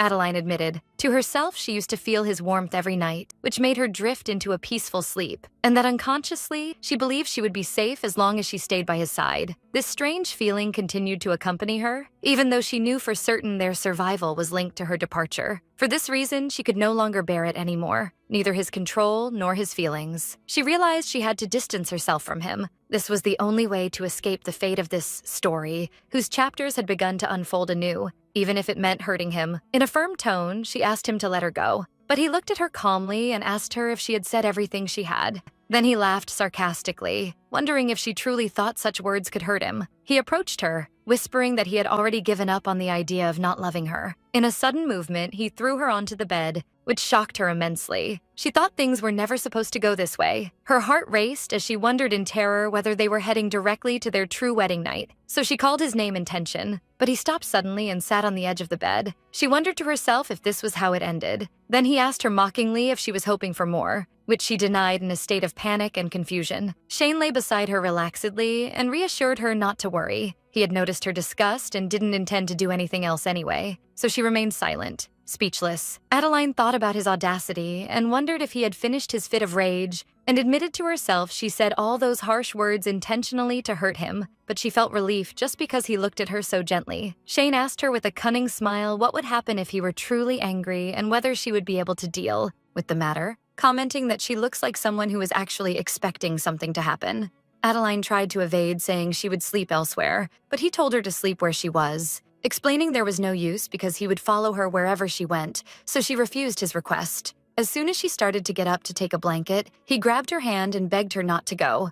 Then he told her he couldn't sleep if she weren't by his side, because he feels very anxious. While he was stroking her hair gently, Adeline realized Shane had never changed. He had always been this way with her since their childhood. Her memory took her back when she was a little girl and her dog, Daisy, whom she loved very much, died suddenly. Although they asked her to say goodbye, she couldn't. She was crying bitterly, not believing that her dog, who was healthy yesterday, had suddenly departed. The weight of losing that small life was heavy on her. At that time, the maid told her to comfort her, explaining that puppies sometimes go to heaven for reasons they cannot understand, and suggested they plant beautiful flowers in the place she was buried so she could see her whenever she looked at those flowers. Despite their attempts, she remained unable to control her feelings for days. Remembering her late dog with deep sadness, Shane looked back to their childhood. When he asked the little Adeline if she loved that dog that much, she admitted sadly she truly loved him, especially the way he always loved her. While she was contemplating the flower field, she wondered about the reason for the inevitability of death for every living creature, and whether they could stay together forever. Then Shane held her hand and asked her not to cry, explaining that seeing her this way tore his heart. Then he made her an innocent childhood offer. If she wanted, she could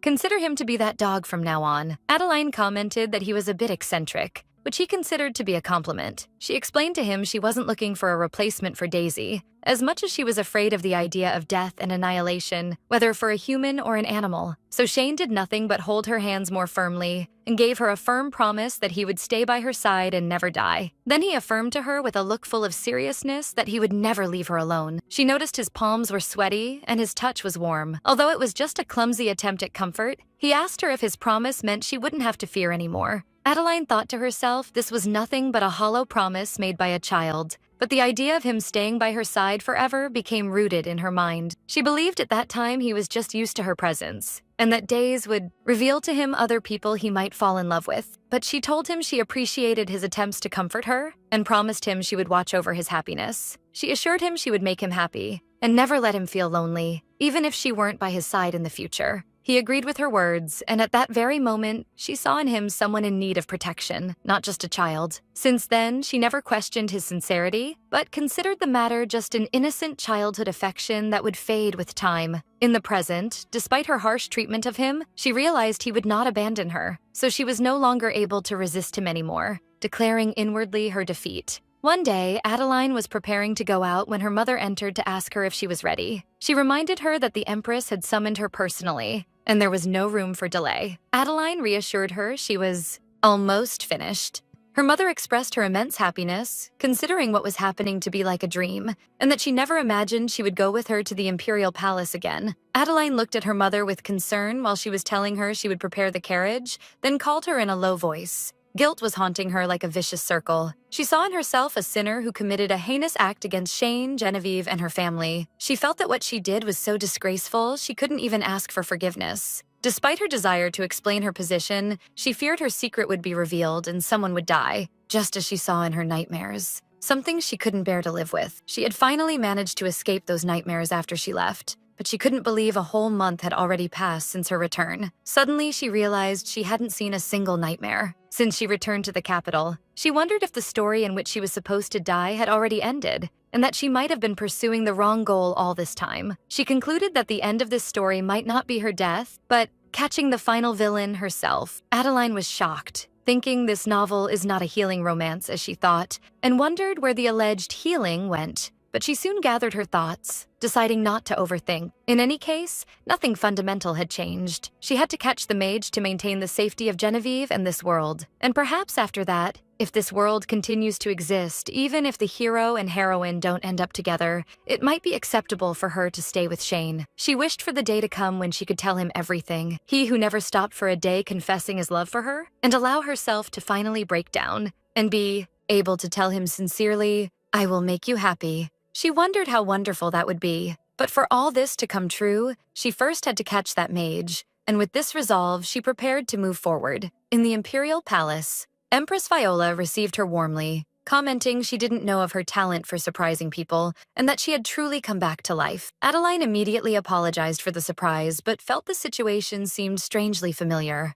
Her mother commented that Adeline had barely returned before she began to cause Her Majesty anxiety again, noting she heard how she threw herself in front of someone trying to attack the saint. While Adeline never imagined the Empress would celebrate her return personally, the mother laughed, advising her not to step forward next time if something dangerous happens, and to hide behind anyone close, making Adeline think sarcastically how she could say something terrifying with such a gentle smile. Then the Empress said she considers Adeline as a daughter to her, and that she should take care of herself. Adeline thanked her for her kindness, but the Empress sighed, expressing her regret that increases with time. Then she surprised everyone by asking if it would have been better if Adeline had married her son, the Crown Prince. Her mother tried to remind her of her promise not to say such talk, while Adeline laughed nervously, claiming she didn't deserve such an honor, and thought to herself about the impossibility of her marriage to a womanizer and mysterious person like the Crown Prince. The Empress explained she was already discussing a marriage alliance with a foreign princess, but that princess fell in love with the rebel leader and handed her country over to him. Then she asked to stop talking about the daughter-in-law she lost, because that only increases her depression, making Adeline think sarcastically that there is someone worse than her. Then the Empress revealed the reason for her summoning, which is that she wants a favor from her, helping her find a wife for her son Edwin during the founding festival. She explained she trusts her ability to judge people. She is a young woman who managed to deceive the entire world, and asked her to stay by his side and help him make a wise decision. Adeline agreed immediately, thinking it's better not to interfere in imperial affairs, but she wasn't in a position to refuse the Empress's request. The Empress thanked her, but whispered in regret, "What a shame." After the meeting ended, Adeline felt completely drained and thought no one believes the saint's miracle. When she met Shane, who came to receive her, she told him she feels as if she has aged 10 years. He offered her to return home if she was tired, but she refused, insisting she must see Genevieve before leaving the palace. But Crown Prince Edwin appeared suddenly and told her she wouldn't be able to see Genevieve because she refuses to see anyone except her husband. Adeline was shocked by this news, so Edwin affirmed to her with a smile that Genevieve said she refuses to see her in particular. Adeline didn't grasp what was happening and wondered about the reason, and the Crown Prince commented coldly that she is broken. Adeline was surprised. Genevieve had seen much worse scenes than that as a saint, so it didn't make sense for her to be shocked to this extent just because she witnessed someone's wrist being severed. Another possibility occurred to her. Could Genevieve be angry with her, just as Shane was, because she recklessly threw herself into danger to save her? But Adeline showed total confidence, affirming that if the matter was stubbornness, she wouldn't lose either, and that she would wait until Genevieve agreed to see her. She announced confidently that Genevieve's door would open soon anyway, justifying it by saying the saint loves her. After half an hour, Adeline was still standing before Genevieve's closed room door, begging her to open so they could speak face to face, while Shane was urging her to return. reminding her he would leave in 10 minutes. As for the Crown Prince, he pointed out sarcastically that the saint didn't even agree to see him. So what makes her different from him? Adeline commented on the Crown Prince's excessive confidence, noting he seems to have become close to Genevieve. The Crown Prince replied that he sees her often. Adeline thought the fact of the Crown Prince rushing to the palace as soon as he heard news of the attack indeed indicates they have become close,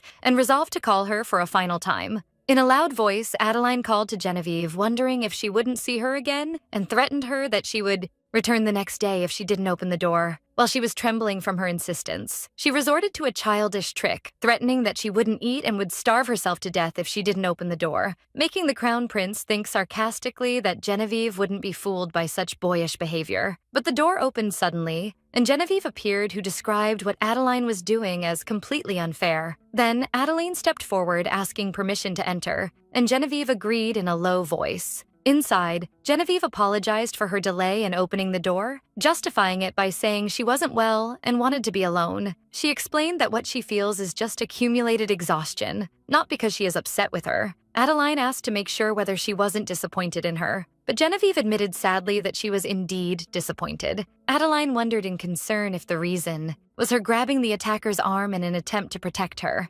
affirming to her she didn't intend to die this time. Genevieve shouted in her face, reminding her of what she said previously, and asked her crying if she had already forgotten, for she had told her in the past how much it hurts her to see her not taking care of herself. Her memory took her back to the horrific scenes of the attack, thinking that if the Duke hadn't been there, or if he had been a little late, or if the attacker hadn't given up after losing his hand, or had a partner, Adeline would have truly died this time. Adeline tried to reassure her, explaining she noticed the attack first and that Shane was beside her, and that her body moved on its own because Genevieve was in danger. But the saint interrupted her, affirming she was fine and that she had been subjected to such ambushes countless times. Then Genevieve burst into tears, wondering if Adeline realizes the strength of the god's blessing that protects her. She heals immediately, even if subjected to choking, beating, or starvation for days. Adeline argued with her that according to this logic of hers, she would be fine too if Genevieve healed her. The saint flared with anger, wondering how she could compare herself to her, and Adeline shouted in her face, wondering, "What's the difference?" Then Genevieve revealed the real reason for her anger. It was that she should have been the first to notice that someone was under the influence of black magic. She admitted while sobbing that even if she were a half-mature saint, she should have at least felt that.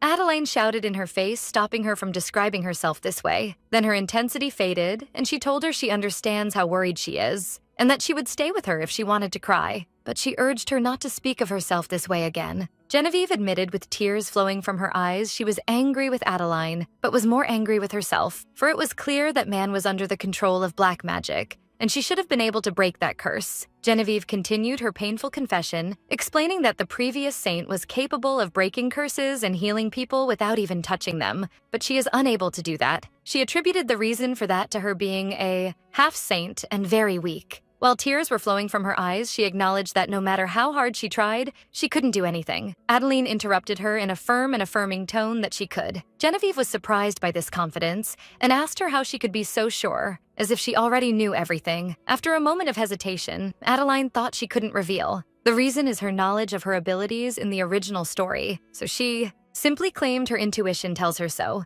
and that her intuition had never been wrong before. Then she added that if it was difficult for Genevieve to trust herself, and she still felt anxious, she could trust her instead. Genevieve couldn't control herself, and asked her crying how she could trust her to this extent. While no one believes her, even she herself, Adeline did nothing but hug her tightly, affirming it was obvious because she knows how wonderful she is. In Adeline's arms, Genevieve wondered in her heart how her friend could be this solid and strong, unshaken since the first moment they met. Her memory took her back to the hell of her childhood, where her stepfather abused her, accusing her of stupidity and wondering if she wanted him to freeze to death. Although she tried to defend herself, explaining he was the one who ordered her to bring water only. He grabbed her hair violently, angry at her audacity to talk back to him, while she was begging him not to hit her and pleading with her mother. The world in her eyes was an ugly place. Her stepfather was always drunk and violent, while her mother turned a blind eye to her desperate pleas out of fear of him, even biting him once in a desperate attempt to defend herself. She ended up fleeing in the snow while he chased her and threatened he wouldn't show her mercy if he caught her. Her childhood was a living hell, and she remembered how she fell in the snow while he approached her brandishing his stick. At that moment, a stranger appeared, And Genevieve remembered then when this person called her by her name, Genevieve Clement. It was Shane Blanchard who appeared riding his horse, but she admitted to herself that even when she met him, she didn't feel she had been saved, for his cold eyes were empty of any trace of feelings as he invited her to go with him. And all she felt toward him at that moment was absolute terror. Nevertheless, she followed him without asking why. The mere idea that she wouldn't be beaten by her stepfather again was enough. After she followed Duke Blanchard and arrived at the Imperial Palace, she became a saint, but this title haunted her. She used to ask herself in confusion what she was doing, for she knows more than anyone else she is not a true saint. Even at that time, she knew she ought to tell the truth, that she is nothing more than a trivial girl. But in the end, words didn't come out of her mouth because she didn't want to return to that hell, where she lived in constant fear of what might be thrown at her, trembling every day from the screaming and violence. She acknowledged to herself that some might criticize her and wonder how she deceived the world for such a trivial reason. But she had already sold her conscience for this very reason, her simple desire to live as a human. She remembered the whispers of the nobles who questioned her being a saint, considering she didn't seem special at all and that she was just an imposter pretending in order to deceive the young duke. She couldn't respond to any of these doubts directed at her, because the weight of guilt was crushing her heart. For the prevailing belief was that the world without a saint would become infinitely defiled and eventually perish, and that the saint alone is the one who can save them. She felt that someone like her could never be this great, and fears possessed her that she might be the reason for not finding the true saint, and that she had endangered the entire world for her greed. She wondered if she should tell the truth now, but rejected the idea because that meant she would have to return there. A final question haunted her. What if the real saint couldn't save the world because she was the one standing in her way? Her memory took her back to a moment when she was about to confess she wasn't a saint. She remembered the first meeting that brought her together with Adeline, who introduced herself gently as the daughter of Marquis Bertrand. Since that day, everything in her life changed. Adeline invited her to her family's palace almost every day, where they shared warm and comfortable meals, in a place where she was no longer forced to tremble with fear. Adeline opened her eyes to a new world she hadn't dreamed of before. That was the first feeling of peace she experienced in her whole life. Adeline was the person who taught her the true meaning of warmth. For this very reason, her heart was weighted with guilt as she deceived her. She remembered how she once asked Adeline about the reason for her extreme kindness to her. She answered her with a smile that the reason was simply, she is very kind. Genevieve couldn't bear deceiving someone who showed her all this kindness and felt she didn't know how she would repay this favor. So she resolved to tell her that in reality, she isn't a saint. But Adeline interrupted her, affirming she owed her nothing at all, and told her as long as she was happy, this was more than enough for her, making Genevieve feel she was receiving everything without shame. Then Adeline encouraged her to be as happy as she wished, because her happiness is linked to Genevieve's happiness. This situation left Genevieve in confusion. She didn't want to disappoint her. In the end, she decided to wrap her selfishness in those trivial feelings and remain silent for fear of losing Adeline, convincing herself things would be okay if she acted cautiously and no one discovered her secret. But taking the general evaluation into account, she realized she shouldn't have done that. Because of her, Adeline became the subject of a heinous scandal. For whispers began to spread among people, describing her as the girl who enchanted the young Duke of Blanchard, and that she was just a mistress to him and not a saint at all. And they pitied the poor Lady Bertrand who cherishes her so much while she stole her fiancé. Genevieve couldn't believe she caused such a scandal for the person who treated her with all this warmth. She felt that if she left this place, she would have to return to her home, which she would prefer death over doing. So she wondered in despair what she ought to do. She acknowledged in her heart she was indeed selfish and dirty. And at that moment when she hated even herself, the one who saved her was Adeline, who appeared suddenly and confronted the ladies who were speaking ill of Genevieve, asking them who dared describe her as dirty. It was Adeline who intervened. Genevieve was shocked, realizing Adeline had heard everything, and tried to tell her the matter isn't as she thinks. But Adeline ignored her and confronted the ladies, affirming to them her relationship with Shane is going well, and that her relationship with Genevieve is not dirty, as they think, warning them they might be deceived by a fake saint. Then she announced that Genevieve is not fake, and that she guarantees that in the name of the Bertrand family. By virtue of these words, a holy light emitted from Genevieve, who stood stunned. That single phrase was the spark that unleashed her powers. One of the ladies noticed a strange energy and asked the other to look there in wonder. Although those present were awestruck by the golden light emanating from Genevieve, they wondered in bewilderment if this was truly the holy power. That was the moment Genevieve realized her powers had awakened, albeit only partially. In her heart, she saw Adeline as her eternal savior, the person who always gave her, a reason to move forward. She felt that as long as Adeline believed in her ability to do something, she would be able to become as strong as she needed to be. A few days later, in the Imperial Palace's ballroom, the Crown Prince was talking to Genevieve about Adeline. Genevieve noticed that after rejecting all social gatherings following her wedding, she had suddenly increased the frequency of her outings. They concluded that she must be planning something in secret. The Crown Prince expressed his hope that whatever her plans were, they would fail, justifying this by saying he did not want to see Shane lose his mind a second time. However, the calm of the party did not last long. In a sudden moment, the hall's windows shattered and black feathers scattered in the air with a scream calling Adeline's name. Chaos prevailed and screams rose as monstrous bird-like creatures stormed the hall. Adeline looked at the panicked Genevieve and asked how she was. Adeline quickly realized the presence of a summoning circle for the beasts. She deduced that what was happening was the work of black magic. From the heart of that circle, a massive beast materialized, causing the attendees to flee in panic. Amidst the chaos, Shane appeared brandishing his sword to face the beast, which let out a thunderous roar. Then he rushed toward Adeline. He asked her anxiously if she had been hurt, and she reassured him she was fine. Then Genevieve intervened, explaining that she had protected Adeline with her holy power. So Shane ordered her to take Adeline and leave the place immediately. He emphasized that Adeline's safety was the priority, and asked her to return after putting her in a safe place. Although Adeline tried to object, saying she could evade the beasts herself, Genevieve agreed with Shane, promised to protect her, and asked her to follow her. As Shane urged them to hurry, they left the scene. But Adeline looked back anxiously, thinking that Shane must not get hurt at all. Meanwhile, the Imperial Guard moved to protect the dignitaries and prevent the beasts from penetrating further into the palace. The Crown Prince watched what was happening with displeasure, wondering how the Imperial Palace could be breached so easily by black magic, while one of his guards urged him to flee as well. But he remained watching from the balcony and felt relieved when he saw that Genevieve and Adeline were safe for the time being. As they were fleeing, a beast pounced on Adeline, who let out a scream. But Genevieve called out to the beast and unleashed an immense holy power that destroyed it in an instant. Adeline expressed great admiration for Genevieve's ability to annihilate the beast with a single blow. But Genevieve did not feel satisfied. Rather, she considered her skills still lacking. In her heart, she believed that if she possessed the power of the previous saints, she would have destroyed the entire magic circle and defended the whole place instead of just protecting one person. Adeline and Genevieve realized that the beasts were flowing endlessly. At this rate, the entire Imperial Palace would be in danger. Genevieve urged Adeline to hurry and flee to the inner chambers,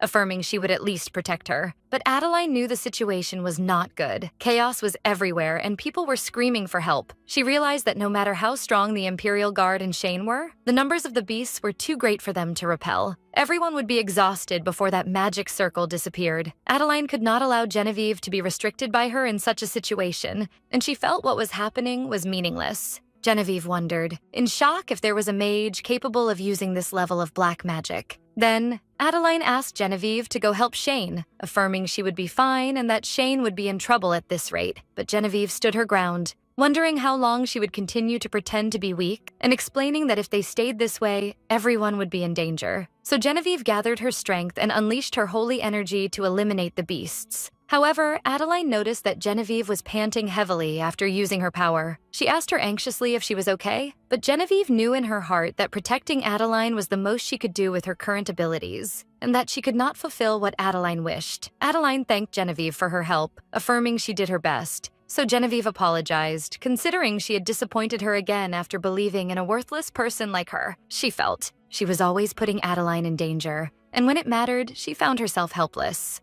At that moment, another beast appeared, and Adeline called out to Shane, warning him. She saw the massive beast facing Shane. Without thinking, Adeline pushed Genevieve away, and she headed toward the beast that was about to pounce on Shane. Shane shouted her name, ordering her to get away, but she reached her hand toward him, asking him to come to her.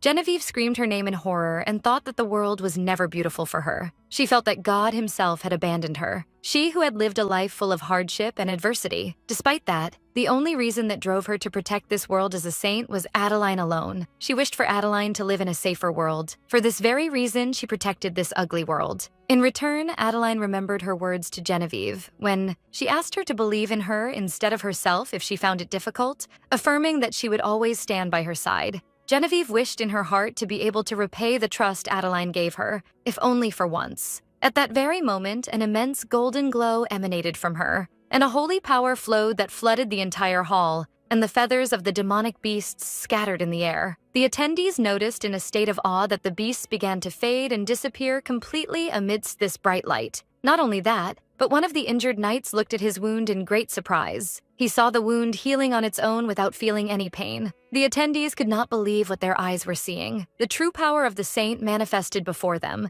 as she hovered in the air surrounded by an aura of light, wondering if this was indeed her latent ability. Later, in the Crown Prince's office, the prince was discussing the repercussions of what happened, considering it annoying that Genevieve's full power woke up in a place crowded with people. Although he reassured her that the attendees did not realize that what they witnessed was a true awakening of her powers, he warned her that her fame would now spread everywhere, and that assassins would become more obsessed with eliminating her. This meant that attacks targeting her would be more direct and persistent from now on. But Genevieve, with all determination, announced she would be grateful for that, as it would give her a sure chance to catch the culprit. She resolved that she would make them pay for putting Lady Adeline in danger. This was a stance the Crown Prince praised, considering it excellent behavior. Then the Crown Prince assigned Duke Shane to take responsibility for the attack's investigation team.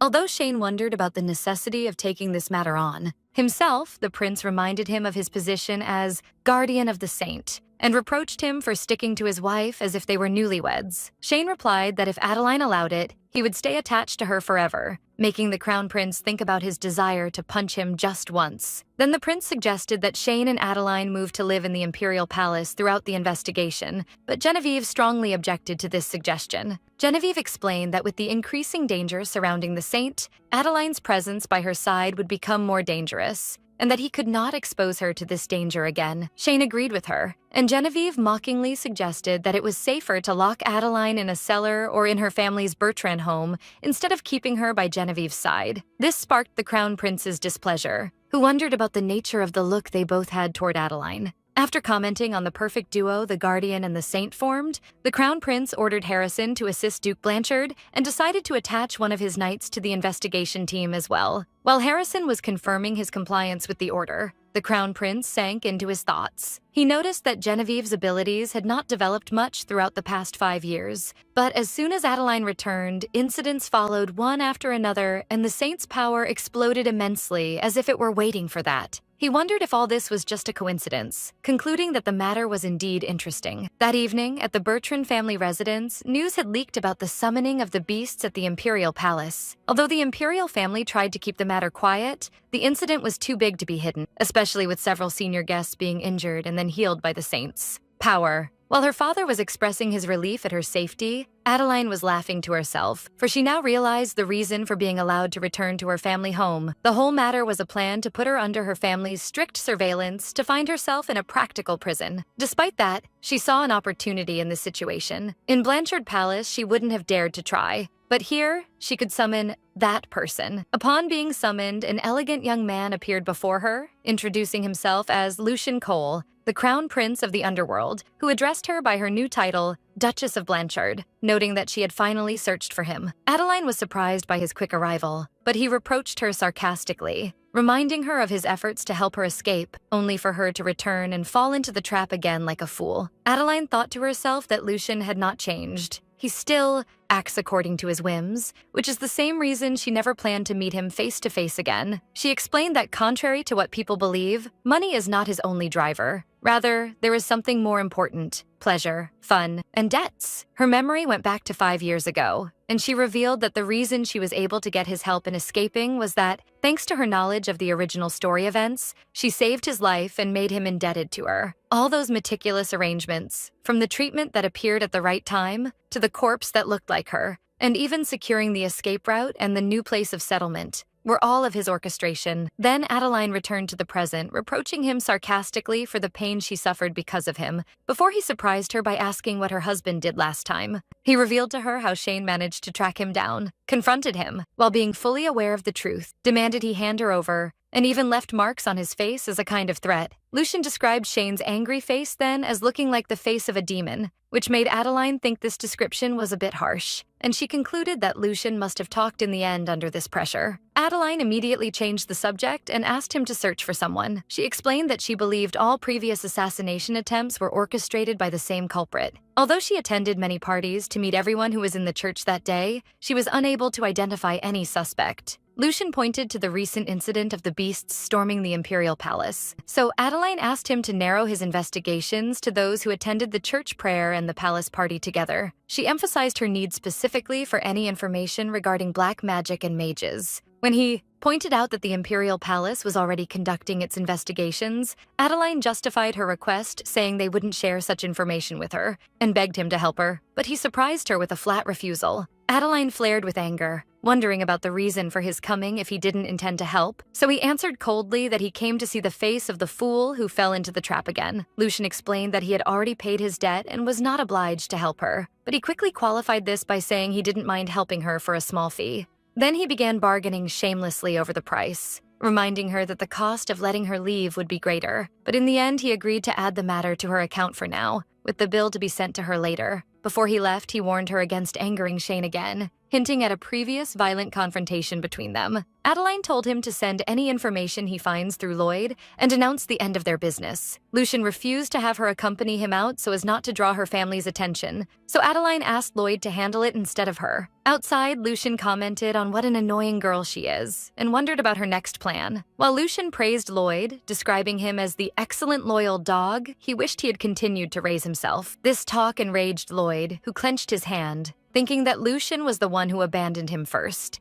But Lucian claimed he was the wronged one. He revealed he was testing Lloyd to see how much he could be exploited before Adeline came and took him. Then he mockingly reassured Lloyd that he wouldn't reveal to his lady his past as an assassin raised in darkness who learned how to kill. Lloyd strictly ordered him to stop this nonsense and leave, so Lucian left, mocking himself, describing himself as the villain who withdraws. As Lucian was leaving, he sank into his thoughts, wondering about the secret behind Adeline, that girl who grew up in ease and prosperity, and how she managed to know his place while he was collapsed in a dark alley. He wondered if it was a coincidence that she appeared at exactly the right time to save Lloyd immediately after that. In his eyes, Adeline did nothing but things that piqued his curiosity to the point of madness.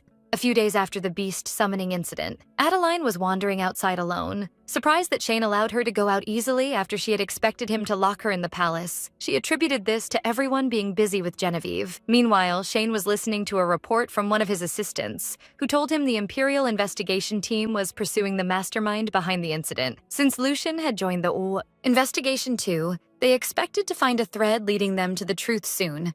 Despite all this, Adeline knew she could not stand idly by. There was something only she could do, which was tracking the events of the original story. Adeline thought that the attack on the saint in the church was not part of the original novel, but the beast summoning incident was different. This specific incident was among the events of the novel's first chapters. In the original story, Genevieve was the one who defeated the beast that appeared in the imperial palace alone, to clear herself of any suspicion. But what bewildered Adeline was that this event was supposed to happen 5 years ago, and she didn't know the reason for its occurrence now. She remembered that in the novel, after this incident, people's attitudes changed and they treated Genevieve very kindly. But she, because of her doubt in this human hypocrisy, fled to the public square. From that moment, the novel's events accelerated significantly. In that square, Genevieve met for the first time the mage who had his eye on her. This meeting was the spark that ignited the mage's obsession with Genevieve. Adeline realized sarcastically that she was now tracking the path of the story she had tried so hard to avoid, and thought that life is unpredictable, while she was waiting for a report from Lucian that Lloyd would bring to her. Until the time of her meeting with Lloyd, she decided to follow Genevieve's path in the original novel. In the story, Genevieve met the mage while coming out of a cafe, so she convinced herself that what she was doing was part of the investigation. While she was thinking that she might meet the mage too if she followed the same steps, her thoughts were interrupted by the voice of a little girl calling for her mother. She looked at the warm family scene, where the mother was warning her daughter not to fall. Strange feelings overwhelmed her as she thought that all these people are just characters in a novel, and wondered about the roles they play, and whether the people not mentioned in the original story had any role at all. She realized that this world was no longer just a world inside a novel, but had become alive and vibrant for her. It is the world she must continue to live in. At that moment, Lloyd appeared calling her. She asked him immediately if Lucian had found anything, and he told her he had news regarding the saint first. Lloyd told her that Genevieve had left on a retreat trip with her husband, which Adeline considered normal news, especially since the saint must be exhausted and in need of rest. Then Lloyd added that he had another story regarding the mage, and asked her if she knew a place called the Kingdom of Propin. Adeline replied it was the first time she had heard. this name, so Lloyd explained to her that it is a small kingdom located on the western border of the Greenwater Empire. Although it had a small area and mountainous terrain, it was famous for its advanced industries in the field of forestry and mining, and it was said to be a place where one could live a decent life. As for the kingdom of Propin, 14 years ago, it witnessed a massive magical explosion.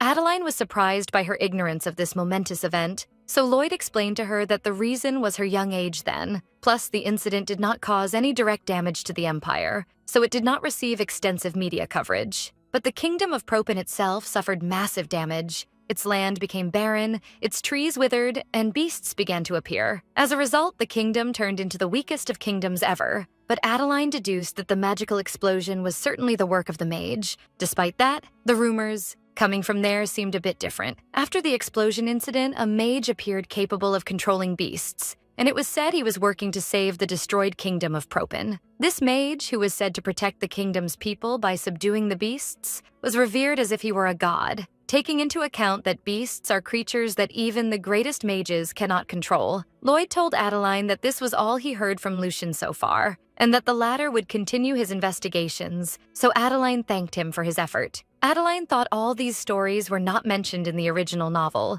and it seemed illogical for a hero who saved a dying kingdom to attack the imperial palace. But what worried her was his ability to control the beasts. She felt lost, for every time she tried to gather information, the things she didn't know became more complex. While she was lost in her thoughts, she was interrupted by Shane's voice, who suddenly appeared and called her name. He hugged her from behind, whispering that he missed her. Adeline was surprised by his presence and asked him how he knew her place. And he answered her sarcastically whether she truly thought he would allow her to go to her family home without any guard, knowing she might flee at any moment. Adeline realized at that moment the reason for his allowing her to go out so easily. She understood they were all complicit together, and that her brother Jeff's approval for her outing was only part of the plan. She tried to prevent Lloyd from leaving, but Lloyd explained he would do it to make things easier for her, while Shane commented on his quick wit. Then he wondered if she was angry, noticing her grim face, so she reproached him for monitoring her wherever she went. He admitted he had asked a pointless question. Shane whispered in her ear to forget what he just said,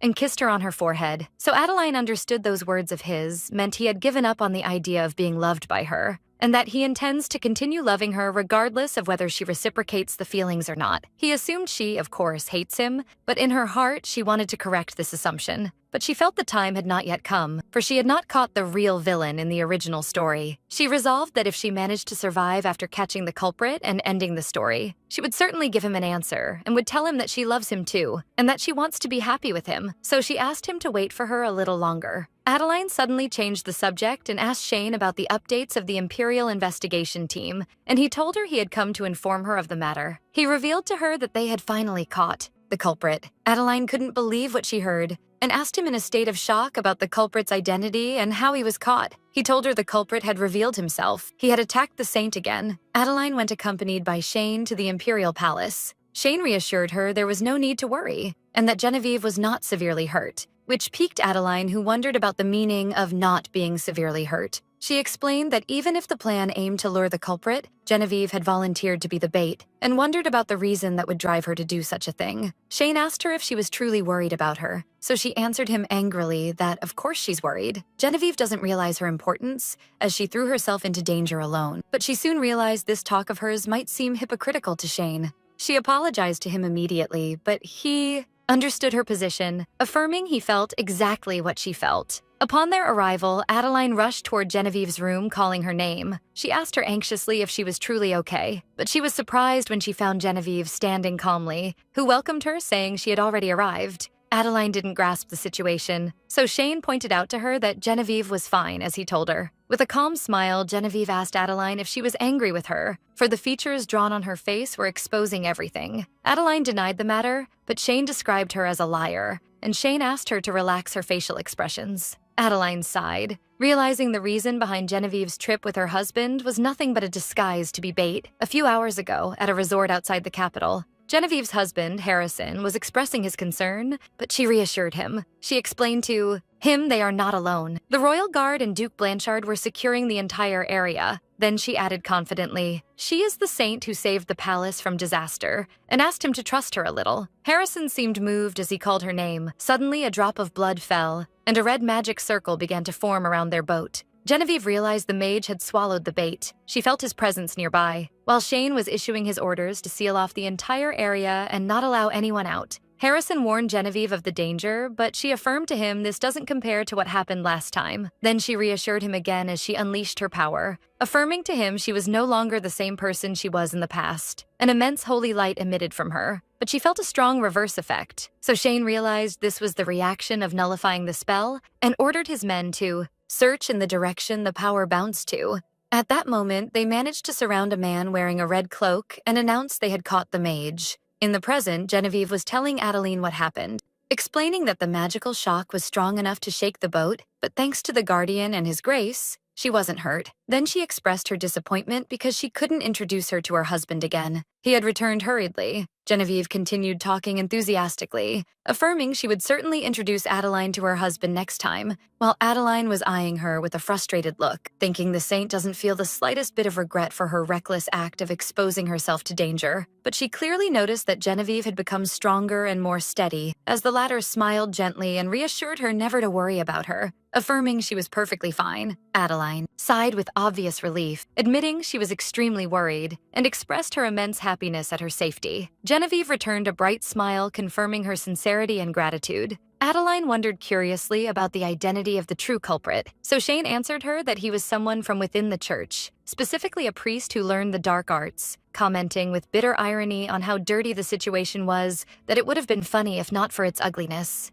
Adeline was extremely surprised and asked about the motives that would make a priest try to kill the saint, so Shane explained that the whole matter goes back to a hidden power struggle between the church and the imperial throne. Shane went on in his explanation, showing that the saint technically falls under the control of the empire, but the Pope at the same time holds her in high regard and wants to keep her on his side. He added that if Genevieve were to become the next pope, the entire church might fall under the control of the empire, and this is what certain factions within the church feared. Genevieve described the situation as very chaotic, and affirmed the pope's advanced age pushed these conspirators to lose their patience and move recklessly, making Adeline wonder if the previous attack on the palace banquet was related to this struggle too. Shane explained they need to exert more pressure in the investigations to confirm that, but they suspect that attack was a warning to the saint and the imperial family alike. If nobles were hurt and the palace failed to manage the crisis, people would rally around the church seeking safety. Adeline was disgusted by these dirty political machinations, but Genevieve tried to calm her, affirming there was no longer a need to worry now. The saint confidently announced they had finally caught the culprit, and that everything was over. The word over echoed in Adeline's mind with her eyes widening, and she returned in her memory to the events of the original novel, where the mage behind all those disturbances was indeed caught, and the crisis was resolved to end up with a happy ending for everyone. She realized that although the journey to reach this point and the heroes' paths were completely different this time thanks to her interventions, in the end they had reached the same conclusion the original story came to. Adeline thought to herself as she looked up that everything might truly be over, and wondered with a flutter in her heart if she had finally been freed from the bonds of the original novel and her inevitable fate as a villainess. It seemed to her the fixed story had already concluded, and that every character had broken the bonds of their written fate to finally be able to live their own life freely. For here is Genevieve proceeding on her own path with her husband in happiness and tranquility, and Shane proceeding on his path steadily, while she finally proceeds on her own path as Adeline. Tears flowed from her eyes in silence against her will, as she wondered in disbelief whether this salvation was real. Adeline suddenly collapsed on her knees, which panicked Shane and Genevieve, who rushed to her and sat beside her, calling her with great concern to find out what happened to her. Adeline remembered at that moment how she always believed she must abandon her loved ones, memories, and feelings, and strip herself of everything and just hide for the sake of survival, as she lived as if surviving in this world was her sole and supreme goal. In the arms of Shane, who supported her, she continued to cry bitterly, thinking that if she had known things would end this easily once the culprit was caught, she wouldn't have struggled in that desperate way and fled far away, and she wouldn't have caused all this pain and harm to the people she considers dear to her heart. Shane asked her with extreme concern while embracing her what happened to her, So Adeline found nothing amidst her tears but to apologize repeatedly to him and to Genevieve. She kept repeating her deep regret while crying in complete breakdown in Shane's arms, while Genevieve knelt beside them in an attempt to comfort and embrace her too. Later, inside the Crown Prince's office, the prince entered jokingly wondering with a smile if he had interrupted an intimate moment in his office, only for Genevieve to coldly ask him not to mock them. Shane was sitting on the sofa, placing the sleeping Adeline's head on his lap, explaining to the Crown Prince he wasn't sure what happened exactly, but she seemed very relieved after hearing news of the mage's capture, and continued crying until she drifted to sleep from extreme emotional exhaustion. Shane asked the Crown Prince if the interrogations with the culprit had ended, and he replied, "They ended for today at least. But he feels the matter will be long and will require more time." The Crown Prince commented cheerfully that he was subjected to a strong blow because of their dear saint and her machinations, while Genevieve, who seemed exhausted, begged him to stop joking with her. The Crown Prince placed his hand on his chin seriously and set the joking aside, pointing out that the real problem now lies in that the culprit's testimony is full of loopholes and contradictions that need to be resolved. The Crown Prince explained that the captured culprit had confessed his responsibility for the attack on the saint, but he claimed he was executing someone else's orders, noting that his memory regarding that unknown person's identity was strangely blurry and mysterious. Furthermore, the culprit completely denied any connection to or involvement in the beast summoning incident that occurred inside the Imperial Palace. Genevieve told the Crown Prince this second claim is very possible and acceptable, as the magical energy she sensed over the lake was much weaker than that immense power that accompanied the previous incident, while the Crown Prince commented that if this mage were the one who received the reverse effect resulting from Genevieve's destruction of those beasts, then he would have certainly been at death's door. While looking at Adeline, who was in a deep sleep, the Crown Prince emphasized they must not let their guard down or be reassured by the current situations. He concluded his talk with a concerning fact, affirming that the real mastermind behind all these machinations might still be at large, lurking in the shadows.